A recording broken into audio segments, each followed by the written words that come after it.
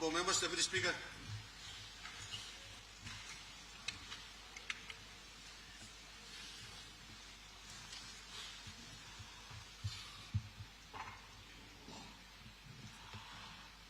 The two honourable members, we do not have quorum. I therefore suspend Parliament to the further reading of the bill.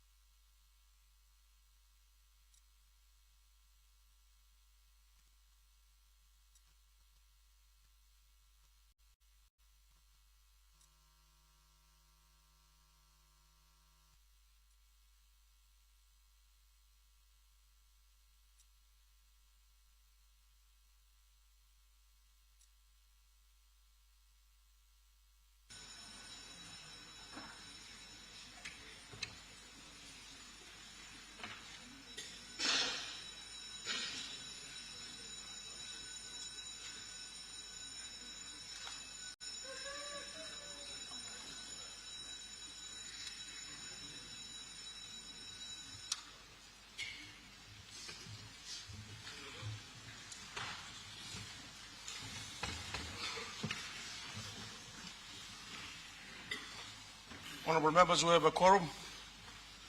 I now ask the member for Kirriwinner Goodenough.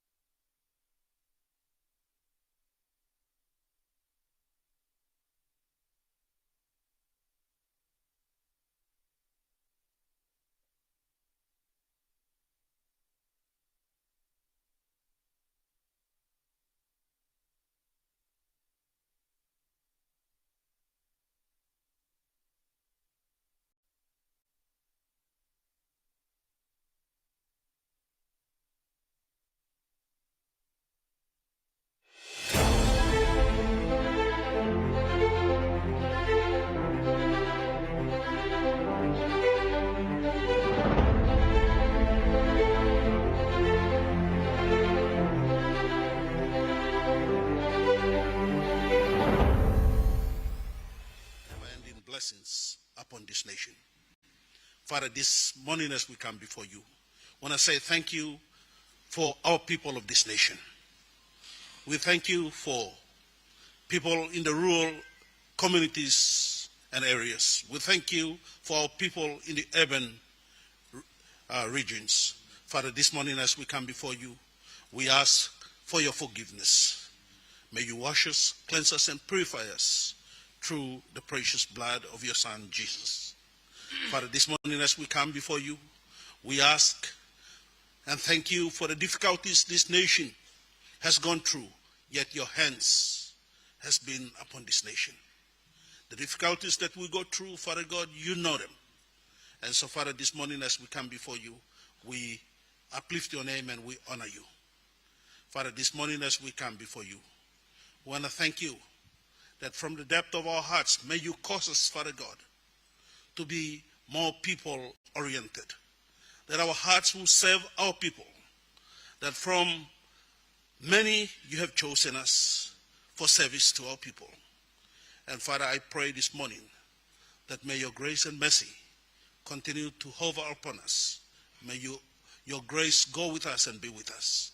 Father, this morning I commit the nation of Papua New Guinea and the resources that we have, the many resources that we have out at sea, Father God, with the marine products that we have, in the forests that we have, with the logging companies operating in our country, Father God. Father, we thank you for the gold, the copper, the zinc. We thank you for the oil. Father God, you have blessed this nation abundantly. And so, Father, this morning, we give you glory, honor, and praise. Father God, we have many things to ask for, but you know the things that we would ask and the petitions that we'll bring before you. This morning, we want to say thank you and congregate ourselves together, come together in saying the Lord's Prayer. Our Father.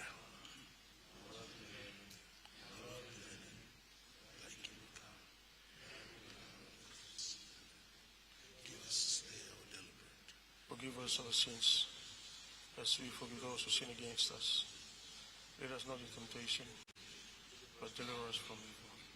For the kingdom, the power, and the glory are yours, forever and ever. Amen.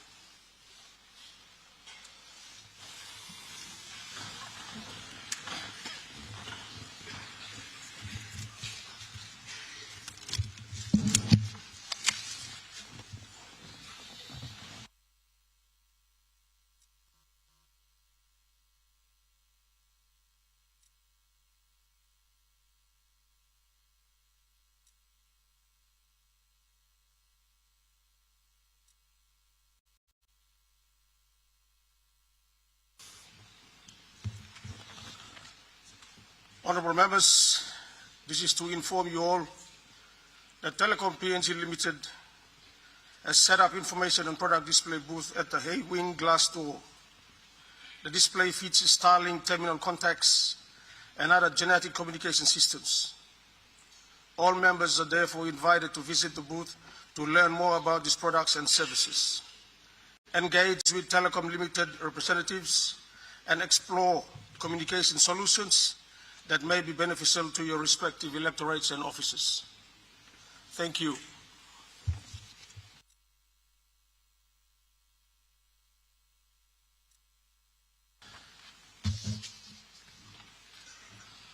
Honourable members, I acknowledge the presence in the public gallery of students and their teachers from Paradise College, National Capital District.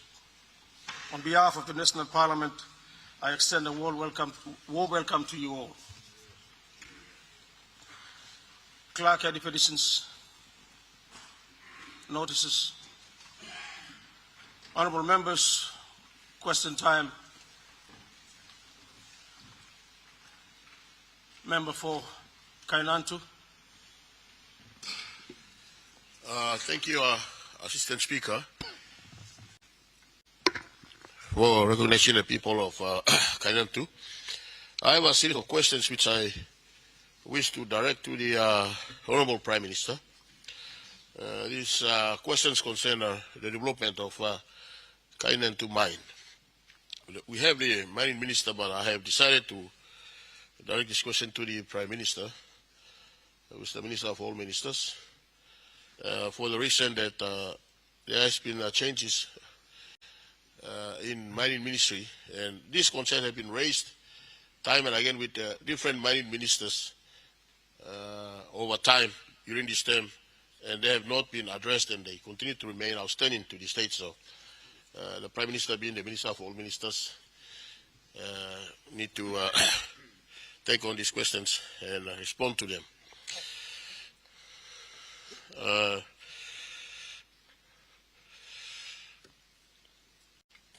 Mr. Assistant Speaker, considering the rapid progress and the successful operation of Kainantu mine,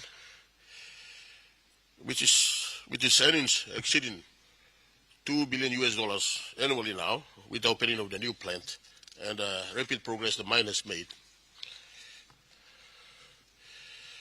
and the state and developer are enjoying the fruits of the mine, whilst the people of Kainantu in the Eastern Highlands Province, my people, and also the people of Waterise in Markham District, continue to be given a raw deal and have not received any benefit at all.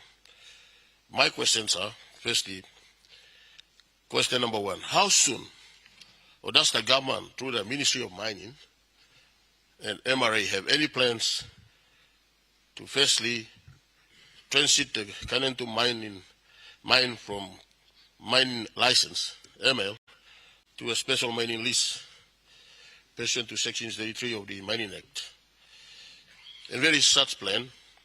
When does the government, through the Mineral Resources Authority, intend to do this? And if there's no such intention, why not? I'm asking this because I believe there are more benefits under the special mining lease, SML, than under the ML, which is for smaller mines, and the earnings from this mine has far exceeded that expected of a small mine. And the government is enjoying the benefits of the taxes, and the company is enjoying the benefits because of the increase in the gold prices, but the landowners continue to remain onlookers and bystanders even to date. Second question is, where the government has no immediate plans to transit the mine from ML to SML, or where it is considering such action, can the government in the meantime put a halt on the continued mining activities by the developer Kainantu mine to prevent further extraction and siphoning of valuable minerals without compensation to the landowners until a review of the mining license is undertaken and a proper and appropriate license for mining is issued that captures the landowners' interests and benefits, and the grievances are sorted out, which are outstanding to date, and all that the landowners, like all project landowners in this nation, are equally recognized and accorded the respect that is extended to all other resource landowners in the country.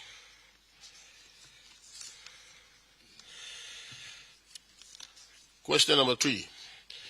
In the event that the government finds itself unable to stop further progress of the mine to sort out issues of appropriate mining license and landowner benefits for whatever reasons, or will find itself unable to stand with its exploited and oppressed landowners, that is states of Kainantu and Markham, who continue to be exploited, oppressed, and sacked of the treasures of their own God-given land, passed on from generation to generation, and which they all have owned and lived on, defended and shed blood since time immemorial.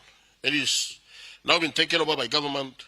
You see, they introduced and adopted foreign concept of crown ownership, of minerals under the soil, and giving it wholly to foreign developer who is now aggressively exploiting and siphoning away valuable minerals without regard to indigenous landowner rights and benefits, and taking almost everything worth billions of dollars out, except for government taxes, which the government is happily enjoying. Does the government have any plans to review and accord the richest but poor black people of Kainantu and Makam benefits equivalent to or similar to those SML or MLAs in this nation?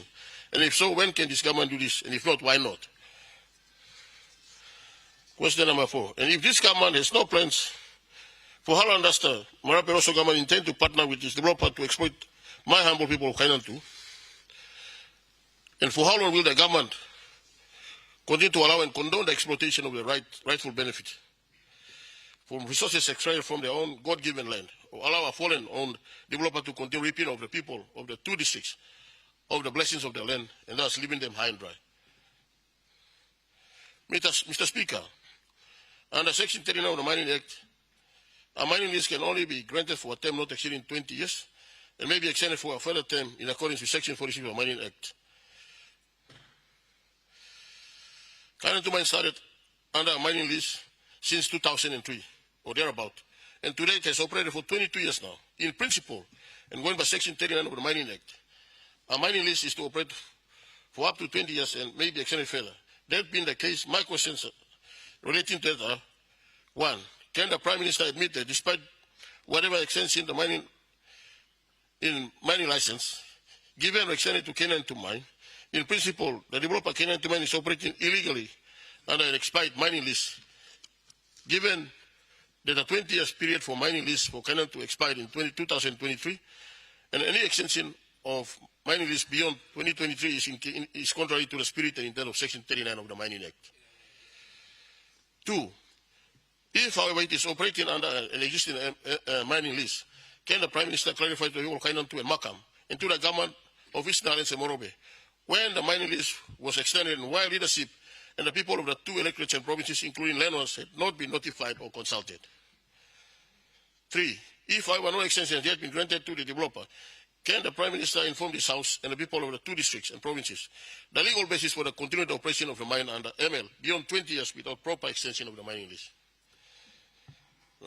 Number 4, however, if the mining lease had already been extended to enable the developer to operate beyond 2023, which information the landowners and respective leadership are not privy to because it seemed to be a very sacred and highly secret process and document for the developer, MRA and Ministry of Mining and the government, only to the exclusion of the Kainantu and Makam landowners, their leadership for whatever reason known to these parties. What is the basis for such extension? Number 5, and if it has not been extended yet, can the government through MRA immediately stop the purported mining activities that is now being carried out and operating under an outdated, expired mining lease or a defective mining lease, and immediately commence the process of transiting the mine from mining lease to special mining lease, including landowners and the development forum?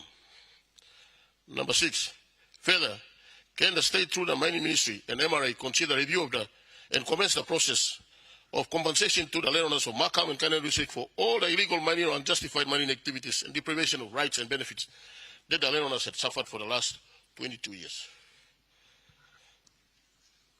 I come to part C of my questions.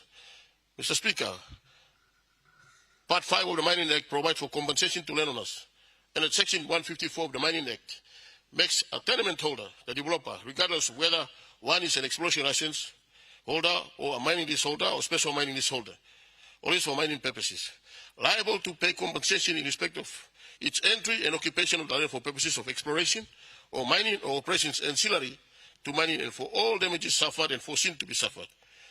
The rights of compensation are set out under this section. The holders of landholders or landowners of Kainantu Mine have never seen something called compensation in the last 22 years of Kainantu Mine's operation to date. So, Mr. Speaker, Section 155 of the Mining Act makes it mandatory that the holder of the tenement, in this case the developer Kainantu Mine, cannot enter onto the occupied land or cannot enter and occupy the land subject of the tenement for purposes of mining until it has paid compensation, or it has an agreement with the landowners as to amount, time, and mode of compensation, an MOU. and or the developer had paid compensation. But payment of compensation by the developer to landowner or an agreement for payment of compensation is set precondition under Section 155, which must be complied with prior to the developer entering the land to carry out its mining activity. Now, my questions are, number one, has the developer Canaan to Mine Limited executed or signed any contract or agreement with the landowner for compensation prior to entry onto and carrying out of its mining activities? Two, and if it had signed such agreement with the landowner for compensation, where did it sign the agreement or the agreements? And three, if it has such agreement for compensation, has it been paid relevant compensation to the landowners in accordance with the agreement prior to its entry of the land on which it is now currently mining, as well as all of the exploration areas? And if the developer, number four, if the developer, Canaan to Mine Limited, has been paying compensation to the landowners, and can the government through MRA make available all those records for my administration and the landowners for perusal and confirmation? Number five, it has not been paying any compensation, which I am sure it has not. Does it have an agreement with the landowners for payment of compensation prior to its entry of the land to conduct mining activities as required by law? Number six, if the government has such compensation agreement, can it make available through MRA a copy of such agreement for our benefit and that of the landowners? Question number seven, and where Canaan to Mine Limited has not been paying compensation, and where it has not executed one under its own hand, under what authority has it been allowed to enter and mine at Canaan to Mine mining area?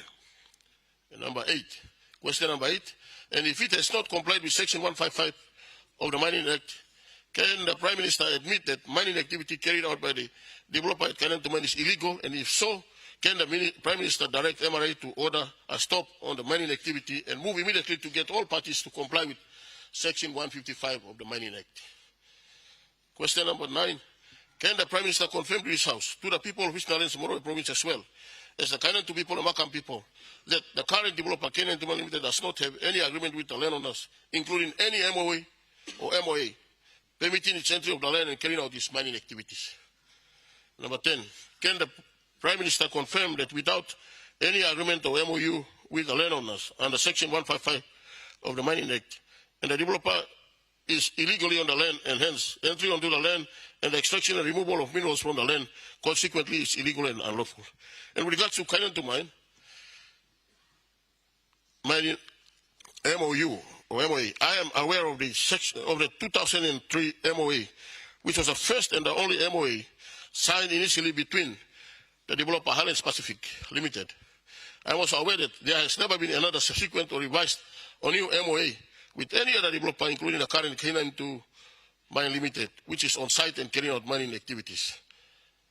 Hence, if the developer is operating under the old and outdated MOA with Highlands Pacific Limited, can the Prime Minister admit that the MOA firstly is outdated for failure to review and update its terms at a set interval relevant to progress of the mine for the last 23 years and to date remains outdated? And two, can the Prime Minister admit also that this government has failed the people of Canaan and Makam big time with regards to Canaan to Mine by turning a blind eye to these important aspects of mining, particularly dealing with landowner rights and landowner benefits? And number three, in the light of absence of a proper MOA and the enabling agreements permitting entry of developer, and considering that the developer is already illegally on the land mining, can the government through MRA immediately stop the mining and take necessary steps to direct the Canaan to Mine? Honourable Member, may I interrupt you for a second? Yes. Your question has taken 15 minutes. I'm just I would concluding. like you That's to the go last. straight to your last question, Yes, please. yes. I think the overall idea that Thank the you. Prime Minister understand what the situation is. Thank you. Just go to your last question so we can give an opportunity to every member of Parliament to ask questions. Thank you. Thank you. Yes.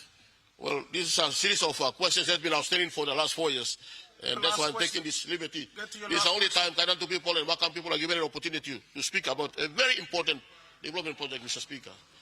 So when I have opportunity, Mr. Speaker, I'm putting everything to the government and the Prime Minister to deal with them now.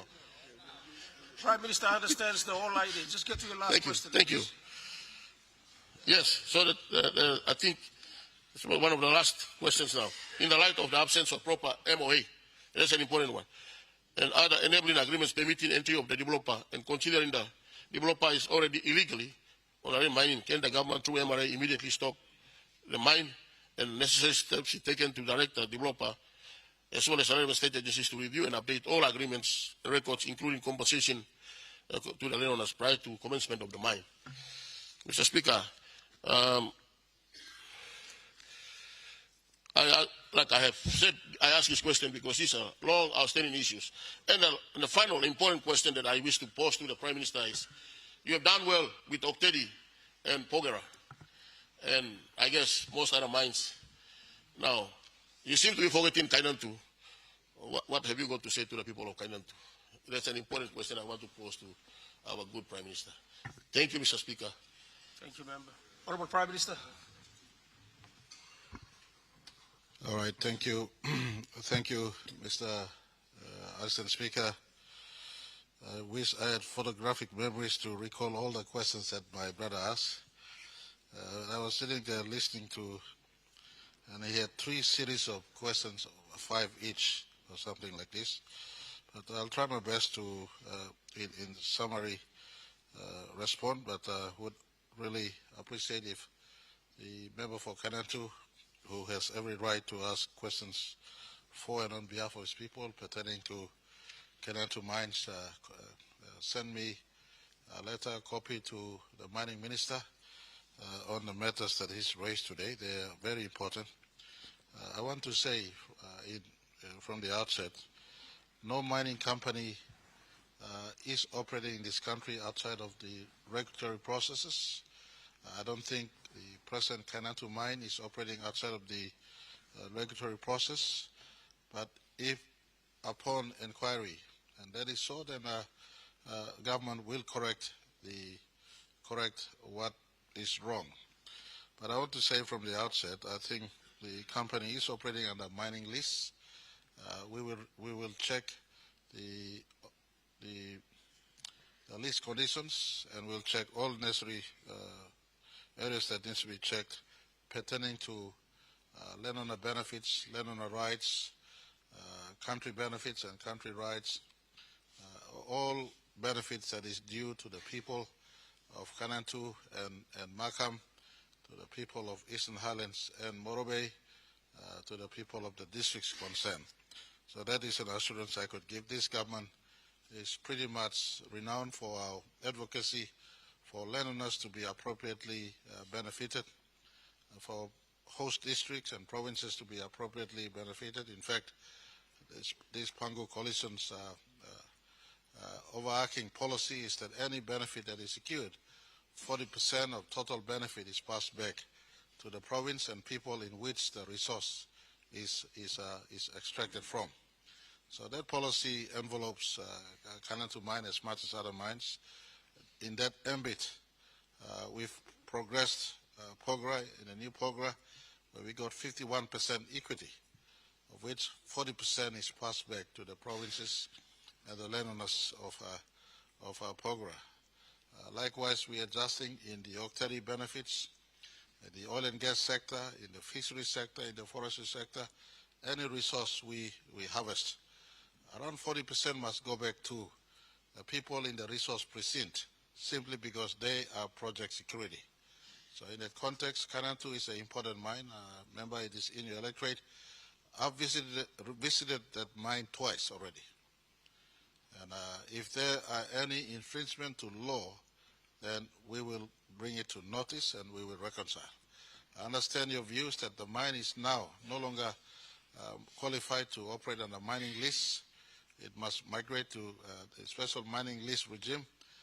If that is so, then it will happen so. If landowners have been left behind, I do, through this question, give you my highest assurance that within the month of June, July, and August, before we go into September 16 this year, the mining minister and MRA team will reconcile as to what needs to be done with the landowners and with the provincial government, with the districts concerned, and so your benefits is properly defined and passed on back to yourselves. So that's the assurance we could give you. Kainantu mine is not discriminated. In fact, our record shows in the last 3 years, Kainantu mine has emerged as the most performing mine in terms of efficiency of the mine and the level of grade in the harvest is the highest we have in the country right now. That resource would have been a resource on land, but the investor has come in. And when Barrick decided to move out from Kainantu, they felt that resource was of no value. Thankfully, Kainantu Mine bought the asset, came back, did the drilling, found resource, and has worked under a mining lease. MRA would have supervised the mining lease, and I will make it my business to make sure we check the current regime in which, regulatory regime in which this important mine operates, and certainly whether it's in ML or SML, what is accrued for landowners will be passed to landowners. I am also advised, equally, the company is now become a good corporate citizen. For instance, the road from Highlands Highway turn off to a place called Konkua. I think a good member, you and me know where Konkua is. The road to Konkua has been upgraded. I don't know when was the last time you traveled on this road. I passed through and I saw the road being upgraded. There's a conversation on power line being pushed through that road all the way into the mine villages. And alternately at the floor, Markham Valley floor, we're also discussing for power access and road to also come up. So that is an important piece of real estate for our country. Your people will not be ignored. There are certain things that need to be done by the mining department. We give them June, July, and August. And I ask the mining minister and yourself to meet at the earliest to go through this. And member for Markham to come from the floor up, and together we could make sure our people benefit is properly established to be passed on to them and to the governments at the lower end, as well as national government collect from the taxes. National government has been collecting substantial tax from this mining company. We don't intend to stop unless a breach is found through the due advices that will come to us. Thank you, Thomas. Thank you, Prime Minister. Member for Wewak. Thank you, Mr. Assistant Speaker, lo Luksawelo people of Wewak. Question without notice from me like Salim Golo, good Minister of Information, Communication and Technology. Mr. Acting Speaker, I rise today to direct a series of questions to the good Minister for Information, Communication and Technology regarding an escalating issue that is rapidly undermining public discourse, personal safety, and social cohesion across our nation. The rampant abuse of social media platforms, specifically Facebook, by individuals operating under fake names and fraudulent accounts. Mr. Acting Speaker, while digital connectivity is vital for the advancement of Papua New Guineans and Papua New Guinea as a nation, we are witnessing a dangerous trend where anonymous accounts, commonly known as fake profiles, are being weaponized to attack citizens, defame leaders, and publish entirely meaningless, highly critical and malicious falsehood. This is not a matter of healthy, democratic debate. This is about coordinated wave of cyberbullying, character assassination, and misinformation that targets every citizen, vulnerable individuals, and leadership alike. I believe many of our colleague members in this House, along with their families, have been direct victims of this unchecked digital abuse. Therefore, Mr. Acting Speaker, I would ask our good Minister for ICT, the first question: what specific immediate legislative or regulatory measures in your ministry taking to curb the creation and the use of fake accounts on major social media platforms like Facebook in Papua New Guinea? Number two, can the Minister update this House and the people of Papua New Guinea on the enforcement and effectiveness of the Cybercrime Code Act 2016 regarding anonymous online defamation and harassment. Number 3 is the ministry working on mechanism collaboration with international tech companies such as Meta to fast track and identify and removal of fraudulent profiles that repeatedly violates laws and abuse our entire citizens. Last question. What clear avenues of immediate recourse and support exist for many silent victims of social media abuse who currently feel helpless against anonymous online attacks? Mr. Acting Speaker, I stand here as one of the victims. I am not on Facebook, but plenty of fake all accounts all working the name below me. Now, pagrabim reputation below me as a national MP. Thank you, Mr. Acting Speaker. Minister for Information, Communication and Technology. Thank you, Assistant Speaker. Let me talk. Thank you. Long Gutla, important question raised by Honorable Member Blowiwek, Honorable Sambam. Me Sanaposem Acting Minister Blong ICT and me how much law this la very important question and me pose him. Assistant Speaker, this is a very, very important question, which is a question where I think affect him Yumi Olgata. And because it is a very important question, I will get a full, detailed reply. But on the onset, I will try to give some reply that in which actions we've taken thus far. Now, Assistant Speaker, one of the immediate interventions that the Department of ICT has now taken care of, and which has been one of our biggest challenges, is the identification of Facebook users. In 2025, I did visit, late 2025, I did visit the head of Meta in Sydney. Meta is a company in which manages Facebook, and obviously globally it manages right throughout different regions. And in terms of the parameters which Meta looks after in this side of the region is obviously Australia is a bigger continent of the Pacific region, and including Papua New Guinea. And the discussions with Meta is that they find it for us, when we recommended to Meta that for us to better manage the identity of our Facebook users, we would like for you to impose as a prerequisite in registering online, if you could use either a driver's license of PNG or an NID of PNG.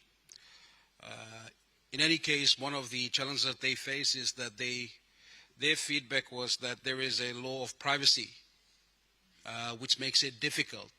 However,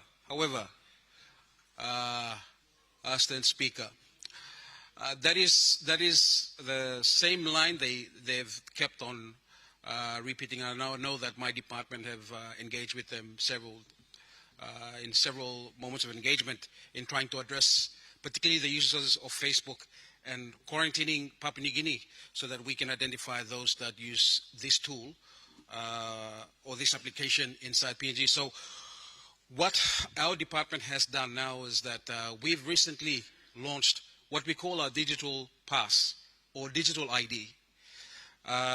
It's now online. You can go on your application, be it your Android phones, or if you have an Apple phone, it's on your iOS. Now the idea on digital ID or digital pass is that you can immediately register yourself as a citizen of PNG through your fingerprint and your facial recognition. and it will give you immediately your digital pass. Now, in my recent engagement, again, just 2 weeks ago, I did make a strong recommendation to the Australian government that you have a company, Meta, that we would like you to now just flag them and advise them that we would strongly now recommend you to ensure that all Facebook users in PNG can now use and utilize, or actually have part of the criteria for Facebook is to use the digital ID. Because now, by using digital ID, you can now zero down on the particular person using their account. It will also, the digital ID will now also apply to all our telco in the country. And now that telco regulation comes under NICTA. And NICTA have been put on notice also to ensure that immediately the industry starts working through their system to fast track the implementation of our digital ID. Just yesterday, I met with our biggest telco, Digicel, and they're already now working through a committee to now work towards ensuring that now they incorporate our digital ID into the telco and SIM card users. This would really fast track, but this will also now start to identify users and abusers should the user of Facebook be abusive, and we can identify them through their digital ID. So in terms of immediate intervention into that space of social media usage, I can safely now advise the Honourable House and my good member for WEWAC that immediate intervention into that space for enforcement will really come down to this mechanism. And I strongly believe that that has been the missing link for us to zoom down and zero down on those that have been abusing the social media space, and us not being able, or the regulators and the policing not being able to enforce. There are many users that use VPN, which is a disguise in terms of even the regulator not identifying who the user is. There has been multiple users of different phone numbers. Now what the digital ID will do is that it will single you out. It will single you out because it will capture your biometric plus your fingerprint and will pin you down to a single number.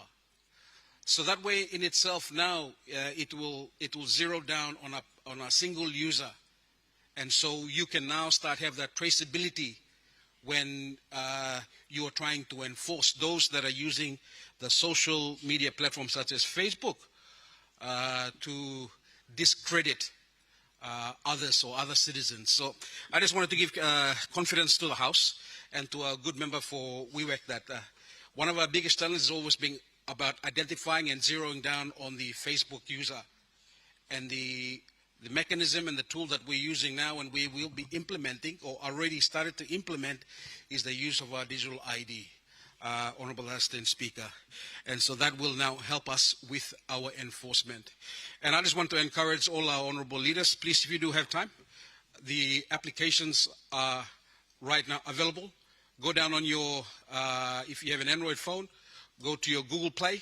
If you have an Apple phone, go to your iOS. It's now available. And you download your digital ID on those platforms. Thank you, Assistant Speaker. Thank you. Governor for WEWAC, Governor for ECP, sorry. Thank you. Oh, Me, Arab Speaker, I know you. pardon me, Governor for ECP, you reserve your question. Let's get to the supplementary. Governor NCD, what's your supplementary? Thank you, Mr. Assistant Speaker, for giving me a chance to ask the supplementary question. Before I ask, can I seek leave of the House to extend question time? Because, Mr. Assistant Speaker, two question tas all na I go over 35 minutes finish. So, plenty of member like ask you question. So, enough me ask leave for Parliament to extend question time, even though you may know 45 minutes. Here. Thank you, Governor. Yes. The question is, question time be extended. Those in favor say aye. Or please stand.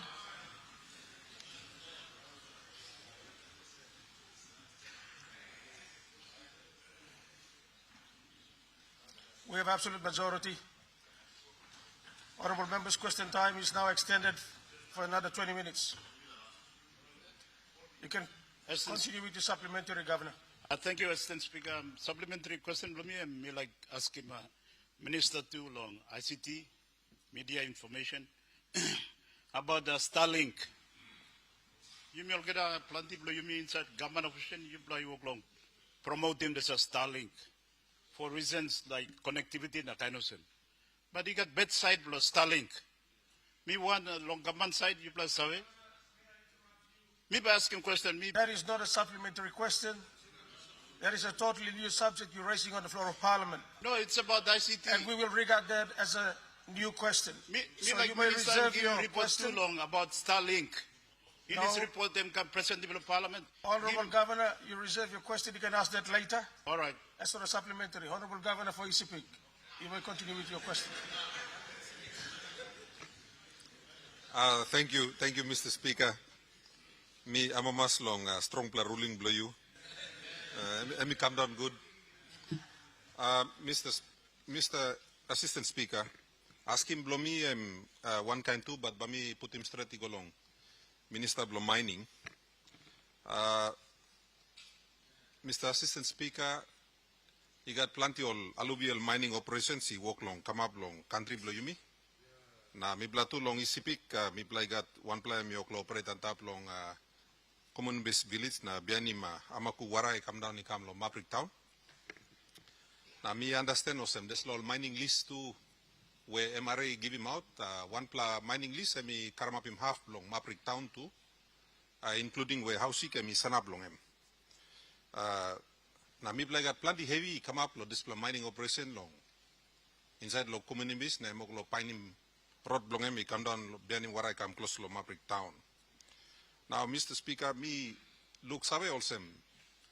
Ananit lo mining law blow you me all mining license government is have give him na ground antap blong ya ground blong all people blow you me. So we have a bit of a conflict in terms of the land is owned by the people who reside over the mining list where me sit down underneath. Now, me play got plenty heavy ready come up long hablo me lo Maprik. We got kind robbery, crossfight, na kind of semi lo come up lo display mining areas. Now, Mr. Speaker, Mibla provincial government is no got power on top of display mining operations or mining leases or but time heavy come up, all people is a come lo Mibla. Now all mining company too sa come lo Mibla. Now only expecting Mibla lo resolving all this problem. The licensing authority is MRA. Also sit down lo Mospi na give him license, Mr. Speaker. Now, but they are not in Maprik to deal with the issues that escalate out of these mining operations. I think same issue yumi got lo wow bulolo na blanti ol narlo hap long country. So me like asking Minister, me understand him right long national government long issue him this law license. But me like him too because you plus are collecting tax, you plus are collecting fees, you plus are collecting all get a money lo this law mining operations. Enough you give him one commitment long house tete.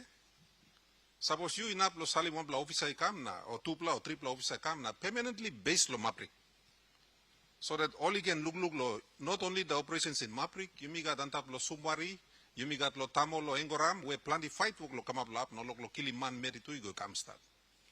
In fact, last time lo Tamo only attack him operator na close to kill him.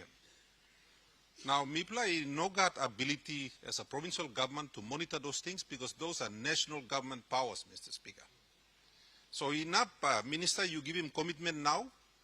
Lo you by Salimol officer come lo province lo me lo where all get a have this lo mining operations stop where you play say give him license long him. You play come na sit down na manage him security, manage him expectations lo man meri lo place. Na look out him to company where you play give him license long him. Because me play no got ability lo make him. That's why I'm asking lo me, Mr. Assistant Speaker. Thank you. Minister for Mining. Thank you. First time through me lato thank you lo good block question where Governor Blo ECP asking. Basically he got him AML where AML license alluvial mining law Papa ground restricted law Papua New Guinea National Sasol law gonchad law display mining and then he got him mining license and then a big block project on SML. question where governor asked him them, talk me plus have a collective tax, yes, governments have a collective tax, na this all money, government yet no suspend him law, here, have a scaling all this money go out law. How get the provinces, no get the districts, or Mila put in this law record money where government working law, mining, government that them spending more gata law, Waigani, have a scaling more gata, some blood place, you got the mining stuff, some blood place, no got the mining stuff, but government through law, DSIP, and through law, PSIP government has fair law this plan, as Kelly more gata law this plan. The question where me ask him law, officers law, base law, MAPRIC law, monetary law this plan. He got him kind of say bulolo. He got him all officers staff on the ground where also we monitoring all issues law mining on the ground. So mix him question law governor. Mibla by pamitok save lo MRA lo mibla can look law this plan. All officers can go out on the ground. Or work law warden law can go law. I need law work law MRA. He got him all warden law mining and stuff. When work law go out na inspecting all this plan. Also, earlier last month, MRA been issuing one public notice of some who started working illegal mining throughout the country. Or MRA display MRA by policy display all mining all barons but go out na confiscating all resource or machine where it's supposed to working illegal mining. So Governor Mila assuring you was MRA put in notice out finish law. Last moon, so MRA by go out and working multiple work all officers from MIPLA. Thank you, Mr. Speaker. Governor from Morobe. Thank you, Mr. Speaker. Thank you through the Chair of Luxavelo Morobe. Mr. Speaker, my question without notice, a couple of questions, me like asking Minister in charge of Community Development, Religion, but them no stop, so by me ask him Prime Minister. Na me ask him if Chairman in charge Logata Mama Law, no country can take note to law. Couple of questions and me raise him. Mr. Speaker, my questions are one, me like thank him government before I raise these questions. I think a more better candidate I would ask this question, but me no look on the pastor or songan or the priest of Laos. So I feel the need to raise this question, and I thank the government where I think we brought forward a very critical amendment to our constitution that PNG be recognized as a Christian country. Therefore, this morning, you me prayer, you make him Lord's Prayer, and the Bible to the front, me. Prime Minister, me thank him is like act, you make him law. Identity law, Papua New Guinea was a Christian country. At the same time, we thank him, Education Minister, and I think some of the vocal members of Parliament, including Member of Law North Wagi, who have been very vocal of us introducing religion, Christian faith as a compulsory course instead of school blaming. So there was so much in line him. Faith blaming, and belief blaming instead long, Christian identity blaming. It's a speaker at the same time. You at Basave, members of this House will know that time you go through the length and breadth of Papua New Guinea, at most cases, kind of some now Governor Blow, ECP regime, question blow, alluvial mining, planet time you know looking one office blow, alluvial mining but stop each ward.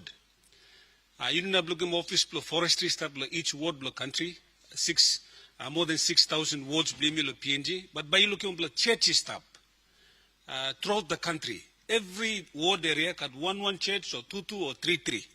Kaya sumlo finsaben and mibla come first, so mibla got 5 or 6 house lo too. Lo one ward. And for that basis, Mr. Speaker, I think there were some comments around 1, Constitution, 2, preamble blaming. Mr. Speaker, my first question, there was an idea that we mooted in government that time you look him national pledge blaming, Mr. Speaker, you may making pledge. There is a pledge. Every school time also Martin's raising man was making pledge. It's indoctrinated into the children as they grow up. Now pledge blaming me togosem. We pay homage. Me pick him up this line. We pay homage to our cultural heritage, the source of our strength. Now, my argument, na mi putim law, now some question is, custom na culture belong usait.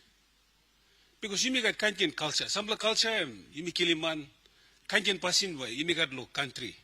And there was an idea, and I think Chairman Blong, Law Reform Commission, they take note that there was an idea that you should replace him na talk. We pay homage to our God, the source of our strength. So my question, where are we in terms of that through Prime Minister? Because me would ask him, Chairman Law Reform. Number two, Prime Minister me talk, thank you long all ministry where you create him. I want to ask you a question as to the, because church and big blood true, Mr. Speaker. By me ministry standalone religion or faith or not. Because now you look at Mr. Speaker, rampant in the streets. Mogadaman declaring mole to some prophet, apostle, pastor, not preaching kind doctrine, Mr. Speaker. And we don't have a religion board that really sits and say, no, this is the confirmed doctrine. It's every man and dog for himself preaching. So are we going to allow that, Mr. Speaker?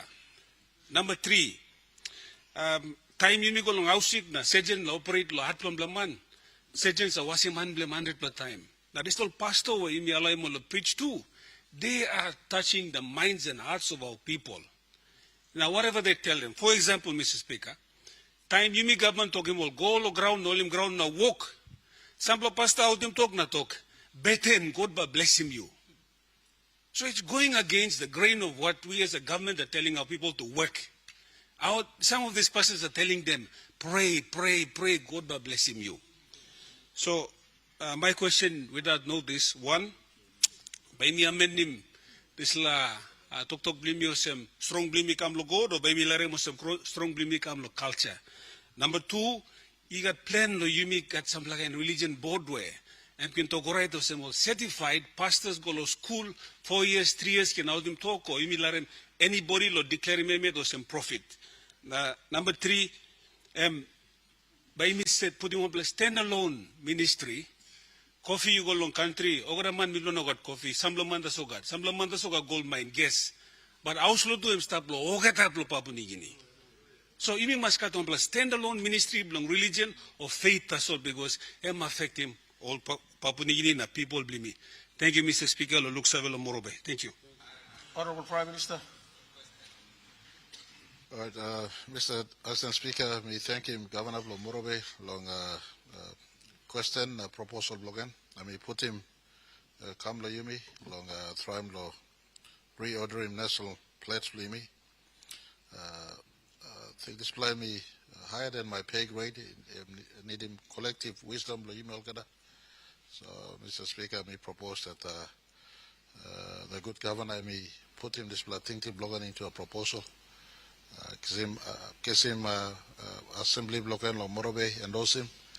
Salim Kamna, you can look how you may redefine him homage limi. I think it's talk in order. We respect our culture. Homage must go to the Creator God who said the creative look at us all. It's a proposal that Sabuse may carry through House Tutuman. Or let us him come here, you may can look now. You may part of our talk long.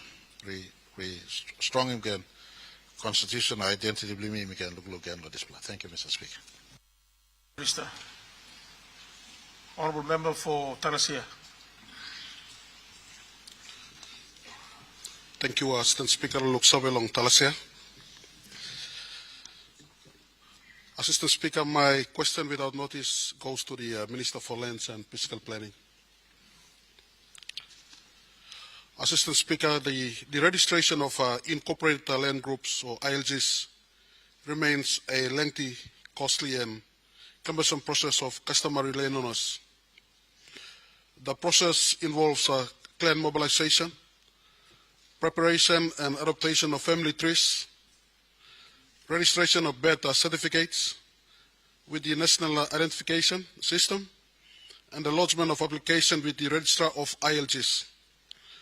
Many applicants are also required to travel repeatedly to Port Moresby to resolve administrative issues, resulting in significant financial hardship and challenges. Mr. Speaker, my questions are, Why does the ILG registration process continue to take more than 12 months? In many cases, before a registration, a certificate is issued. How many ILG applications are currently pending with the Registrar of ILGs, and what measures is the department taking to clear the backlog?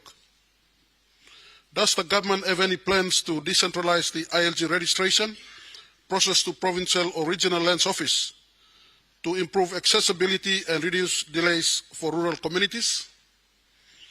Will the department consider establishing an integrated digital registration system linking the Lands Department, NID, and other relevant agencies to streamline the ILG registration process and reduce the need for applicants to travel to Port Moresby? Thank you, Mr. Speaker. Minister for Lands, Deputy Prime Minister. Thank you, Mr. Assistant Speaker. I'd like to thank the member for Talasia for the very prudent questions he's asked on this very important subject. I'd like to try to explain a little bit, but if you can forward that in writing to me also, so I can also reply in writing to him. But I will, for the purposes of the question in Parliament, the registration of the ILG, yes, I agree with him. It is a very long, cumbersome process. I totally agree with that. We have seen that, and the Department of Lands at the moment is currently working on ensuring that we do certain amendments to make the cumbersome process a lot easier for people to access. Whilst we are on the subject, the current process of the ILG registrations also leaves open a lot of misuse, inconvenience, and abuse, Mr. Assistant Speaker. And that is also why Lands, working in consultation with other bodies, are trying to bring in an amendment so that we can be able to utilize a better way of addressing our customary land registration. The ILG process that we currently use, although it is meant for a good purpose, has been constantly abused by a lot of learned individuals taking advantage of the system and abusing the rights of a lot of our customary landowners. Customary landowners, Mr. Assistant Speaker, has been led to sign off documents thinking that they will be beneficial to a lot of these development processes. This has been abused by a lot of intellectual people in our communities. You can see that in a lot of agricultural areas, in a lot of rural areas, Mr. Assistant Speaker, that some of these processes are abused where our learned individuals have taken advantage of the current ILG system and has pushed some of our landowners who are not as skilled or eloquent, has pushed them aside to make certain, and working in partnership with a lot of developers, have abused that system. So I'd like to assure the good member for Talasia and the House, Mr. Speaker, that the Lands Department currently is working on certain amendments and also working in conjunction with some of the findings that the Parliamentary Committee and other issues we have seen can be addressed to make certain that the ILG system in its current form be amended to make it accessible, easier, and less open to abuse, or to find an alternate system that can be able to look forward to ensure that our systems are beneficial, Mr. Assistant Speaker, to the people that we serve, the little people in our villages and our customary landowners. Because land, Mr. Assistant Speaker, is very sensitive, and we need to approach it and make it accessible, make it easier for our landowners to access, to register, to survey, and to ensure that they benefit from the land that they own. Thank you, Mr. Assistant Speaker. Governor for Oro. Mr. Deputy Speaker, Assistant Speaker, I wish to ask a series of questions to the good Minister for the Department of Personal Management. Through you, Mr. Assistant Speaker, My questions are in relation to a recent announcement that was made that indicates that an organization by the name of Dayforce has been engaged to manage the payroll of the public service. So, according to the media, this was recently entered into, whereby a master service agreement with Dayforce Limited was signed to replace and modernize the government payroll system, following the serious findings by the Deloitte audit, whereby widespread payroll irregularities, including ghost employees, duplicate records, unauthorized allowances, and weaknesses in internal controls that resulted in significant losses of public funds. So while the government has presented this new system as the solution to these long outstanding problems, the public deserves some assurance that it will genuinely eliminate payroll fraud and strengthen accountability. So my questions to the Minister are this, and I understand that the Minister will be bringing a report in the near future. Myself, as well as Chairman of the Special Parliamentary Committee on Public Sector Reforms, will be also bringing a similar report to close this long saga, this chapter that's taken so long to implement these recommendations, urgent recommendations that had been made by Deloitte as a result of the Deloitte payroll audit. Minister, can you, through you, Mr. State Speaker, can the Minister explain how the new Dayforce system will identify and remove ghost workers, duplicate employer records, and other fraudulent entries that were highlighted in the Deloitte audit? Question 2. What safeguards will be built into the system to prevent unauthorized allowances, salary adjustments, manual payroll manipulations from being entered and processed? Question 3. Given that the new system is still being implemented, what immediate measures are currently in place to prevent ongoing payroll fraud and leakage of public funds? Will the payroll system, question number 4, provide a complete audit trail showing who makes payroll changes, when those changes are made, and whether they were properly authorized? Question number 5. Who will have ultimate administrative control over the payroll system, government officers or Dayforce, and what measures are in place to prevent abuse of that authority? Question number 6. What is the total value of the contract with Dayforce, including implementation, licensing, maintenance, and any ongoing service fees? And finally, question number 7. What penalties, remedies, or contractual protections exist to ensure taxpayers are compensated if the system fails to deliver the promised payroll reforms or fails to prevent fraud? Now, given the serious findings of the Deloitte audit, will the Minister commit to tabling regular public reports to Parliament detailing the number of ghost workers removed, payroll savings achieved, and disciplinary or criminal actions taken against those responsible for payroll fraud? Thank you very much. Minister for Public Service. Thank you, Mr. Assistant Speaker.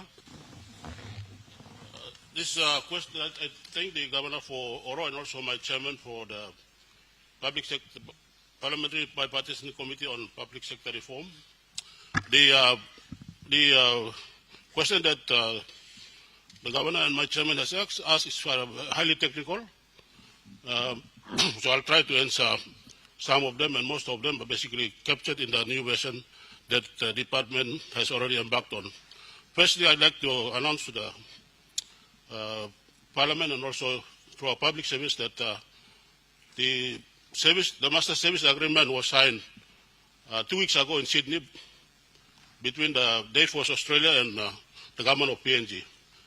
And that now gives way for us to work towards completely transferring the payroll from Department of Finance to my department, the Department of Special Management. It's been a long road, but I can assure the Governor and the Chairman and all our public servants that because of the high risks involved in making sure that we have a system that is reliable, technically competent, to be able to make sure that we have the system that will be transferred from Department of Finance to the Department of Personal Management, so we can run the without any more problems and any. Basically, what the governor has asked is all to do with the new system that will be now upgraded from version 12 to version 24. So the version 24 captures almost everything that the governor has asked. It will no longer entertain any manual system. It will be electronic system, Mr. Assistant Speaker.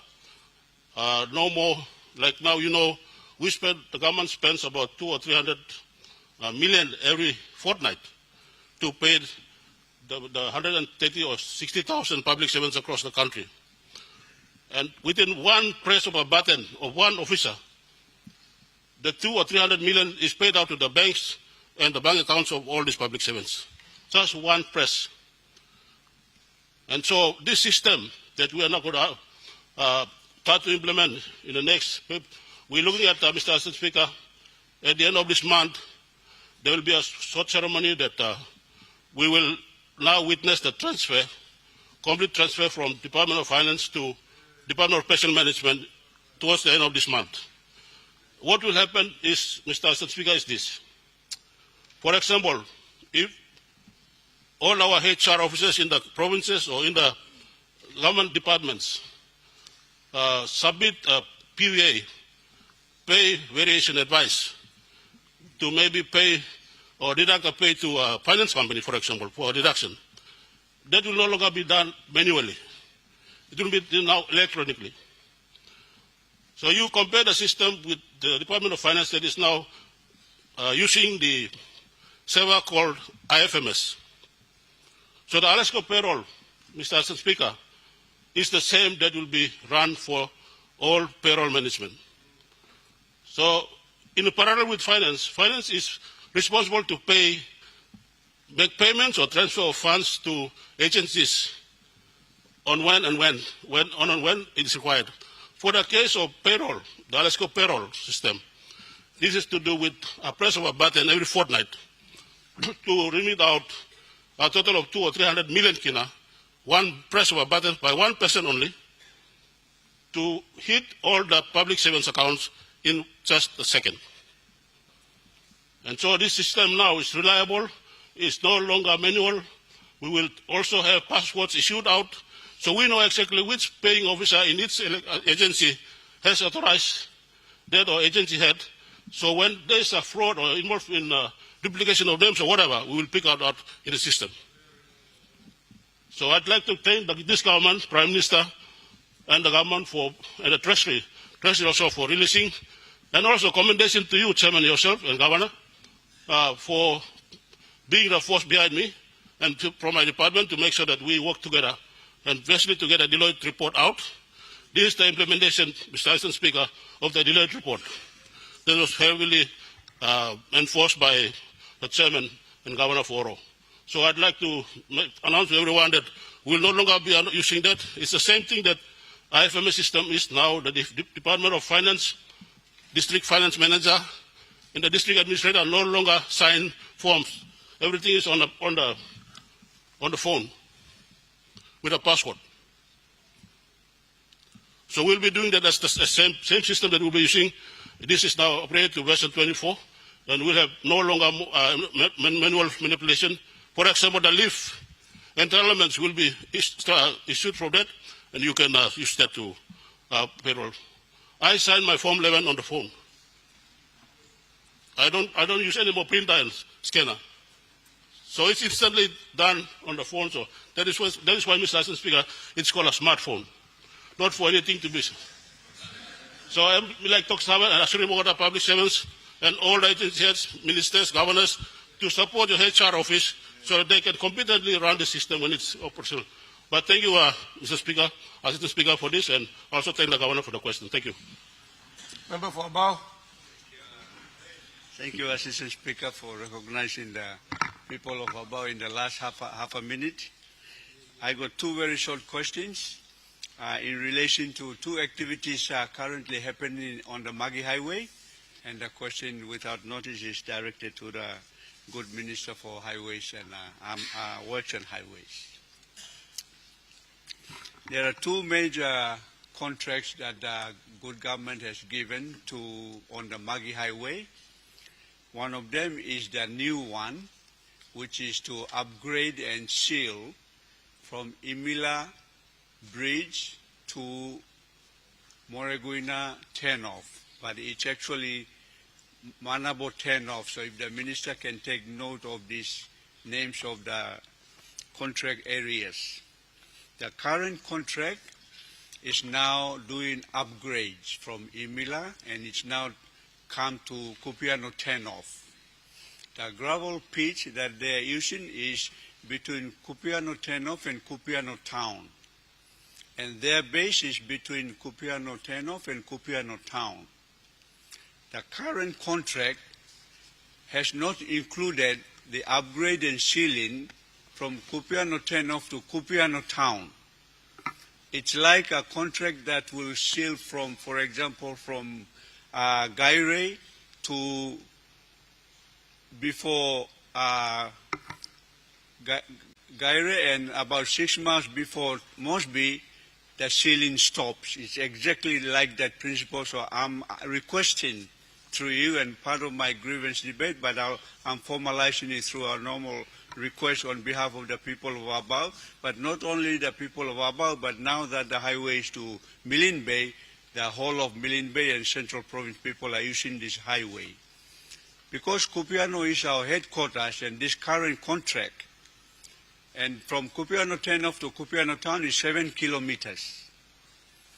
And this contract will end at what we call Manabo turnoff, which is 7 kilometers from Moreguina turnoff.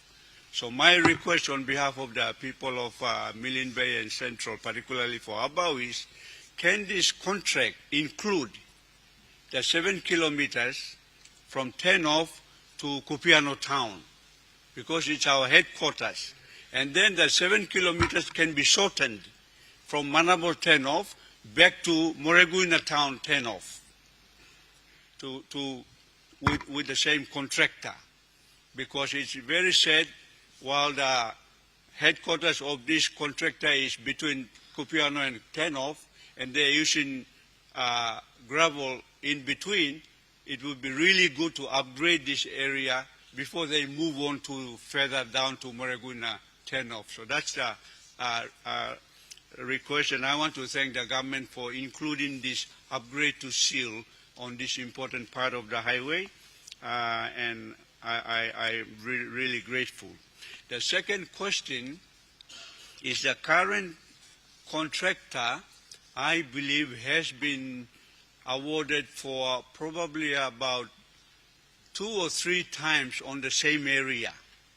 And that is from 6 Mile to Gaire, right through to Rigo part of the highway. So it's Hirikoyari Electrate, Rigo Electrate, and Abao Electrate. That is the same contract repeatedly given for 2 or 3 times.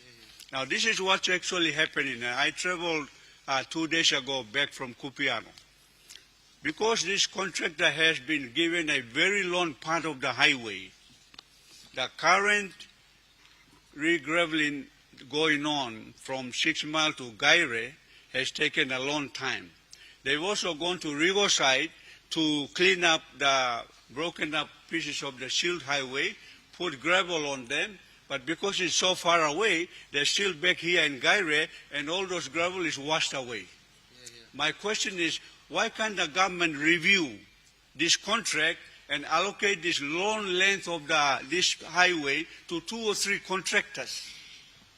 Because the west part of the current Magi Highway, and Minister, if you can note these villages down, is from Sarawakena to Sivitatana. That's the west part of the current highway. And then after that is from Alepa. This contractor went and cleaned it up, filled the broken parts, and now over time, because they're still working on this side of the highway, all that is also already washed away, and we're having trouble commuting between Port Moresby and Milne Bay. So we strongly recommend that this contract be reviewed and that 2 or 3 contractors should be awarded so that this work can be done. It's now taken 8 years for this contractor to finish the job. Thank you very much. Minister for Works and Highways. Thank you, Assistant Speaker, and I want to thank the good member for Abao for raising very important questions regarding the roads in his responsibility area or a member of his electorate. There's a series of questions with a few details in those questions, so I would ask the honourable member to make avail of the question, so I will be able to reply accordingly. But just for the purpose of just some information quickly before we conclude our question time, the contractor that is currently doing the roads is Kovac. That is currently undertaking a survey and design works now between Muruguina to Gadaisu as we speak. I've been informed that our team are currently on site in Alatau, and project commencement last week, and the contractor has mobilized to on site. We have directed the contractor to build the major bridges to be constructed, and we've allowed to allow smooth traffic to flow between the road while it's being upgraded. Now, just specifically on Gadaisu to Alatau, the contract is funded by TSSP, DFET. The contractor is Global Construction. He's currently on site and undertaking maintenance work. We have done some contract amendments, and that's taken contract amendments and took over the unsealed section between Sagarai Junction to Gadaisu to be upgraded and sealed also under TSSP funding. Now, Alatau to East Cape is also funded under TSSP, and tender is pending to sort under the procurement issues. More specifically, under Kupiano Junction to Kupiano Town is under the responsibility of the district, and so I just wanted to highlight that. However, our good secretary and our team have undertaken that should there be some savings, we will look to assist our good member. So I'd ask the good honourable member to provide his questions in details, and I'll be able to respond accordingly in the next sitting. Thank you, Assistant Speaker. Thank you. Honourable members, we have come to the end of our question time. Leader of Government Business. Mr. Speaker, I ask leave of Parliament to move a motion without notice. Is leave granted?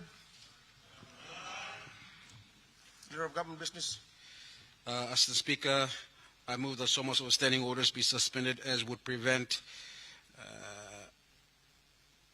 notice number 212, government business called on forthwith. The question is that the motion be agreed to.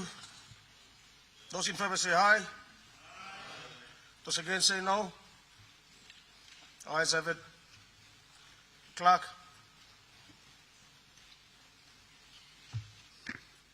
Order of the day number 212, treaty document. Agreement under the United Nations Convention on the Law of the Sea on the conservation and sustainable use of the marine biological diversity in areas beyond national jurisdiction, BB&J, paper and statement, motion to take note of paper, resumption of debate from 3 June, Leader of Government Business in continuation.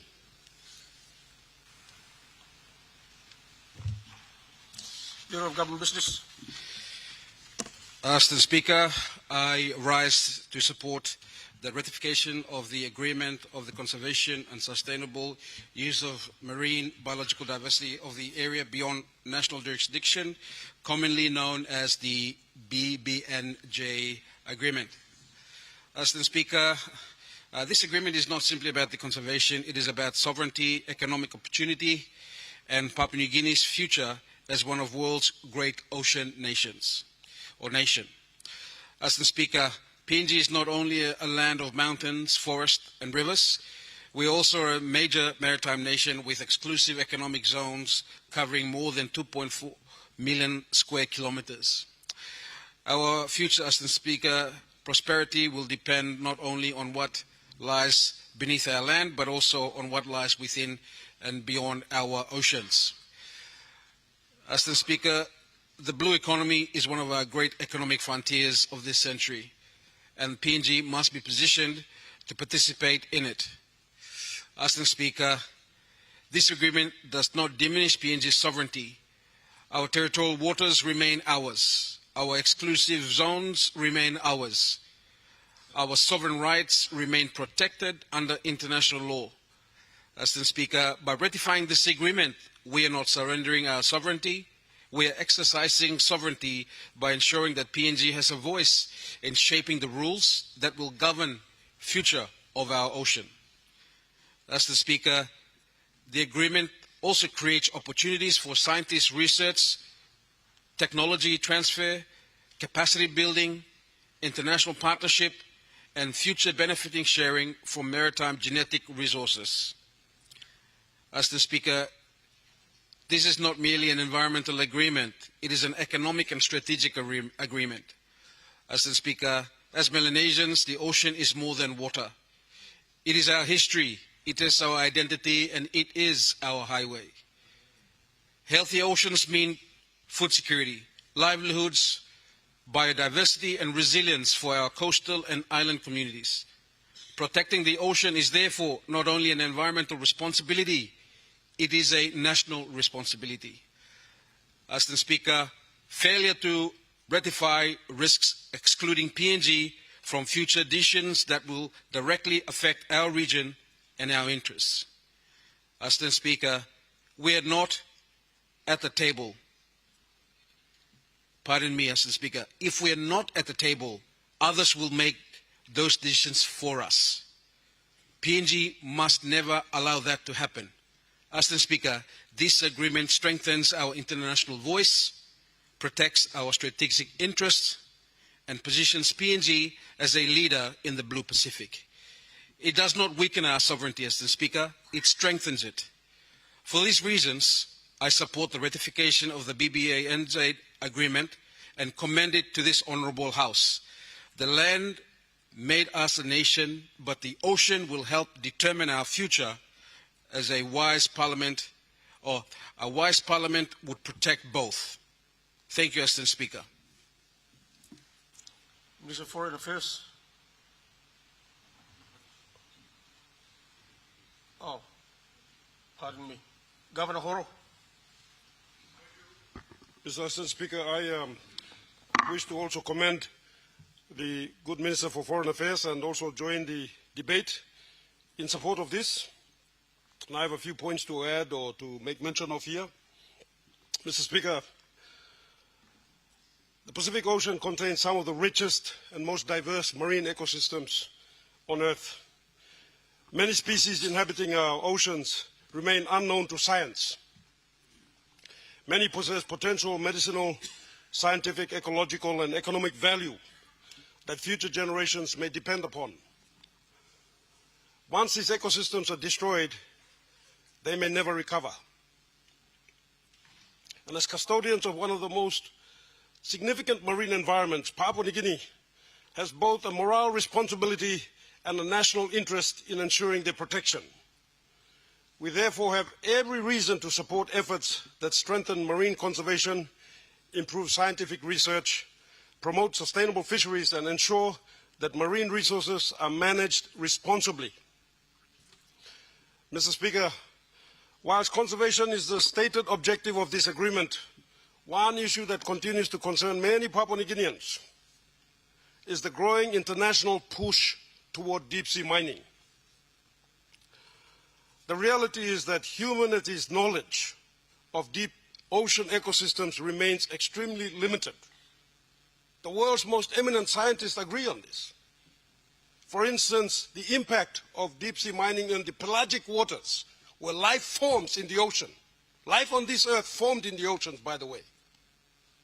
The unknowns are too great.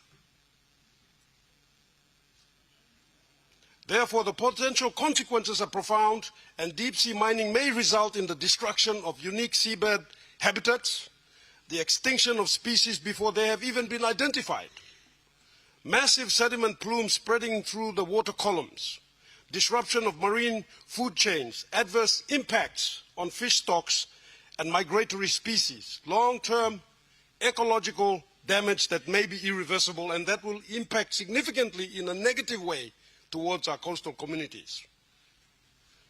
Mr. Assistant Speaker, the perpetrators, the ambitious entities, organizations that intend to mine our ocean seabeds are doing so for very selfish reasons. They're not doing it because they're going to discover something that's going to improve humanity. They're doing it primarily for profit. And they don't care about our coastal communities. We are responsible for our coastal communities. We have been elected by our coastal communities to protect their interests, not to succumb to the profit and greed merchants who are arriving here trying to convince us with their clever words, their fancy suits, and their expensive hotel rooms. So the fundamental question is this: how can humanity be responsible and exploit the ecosystems that it does not yet even understand?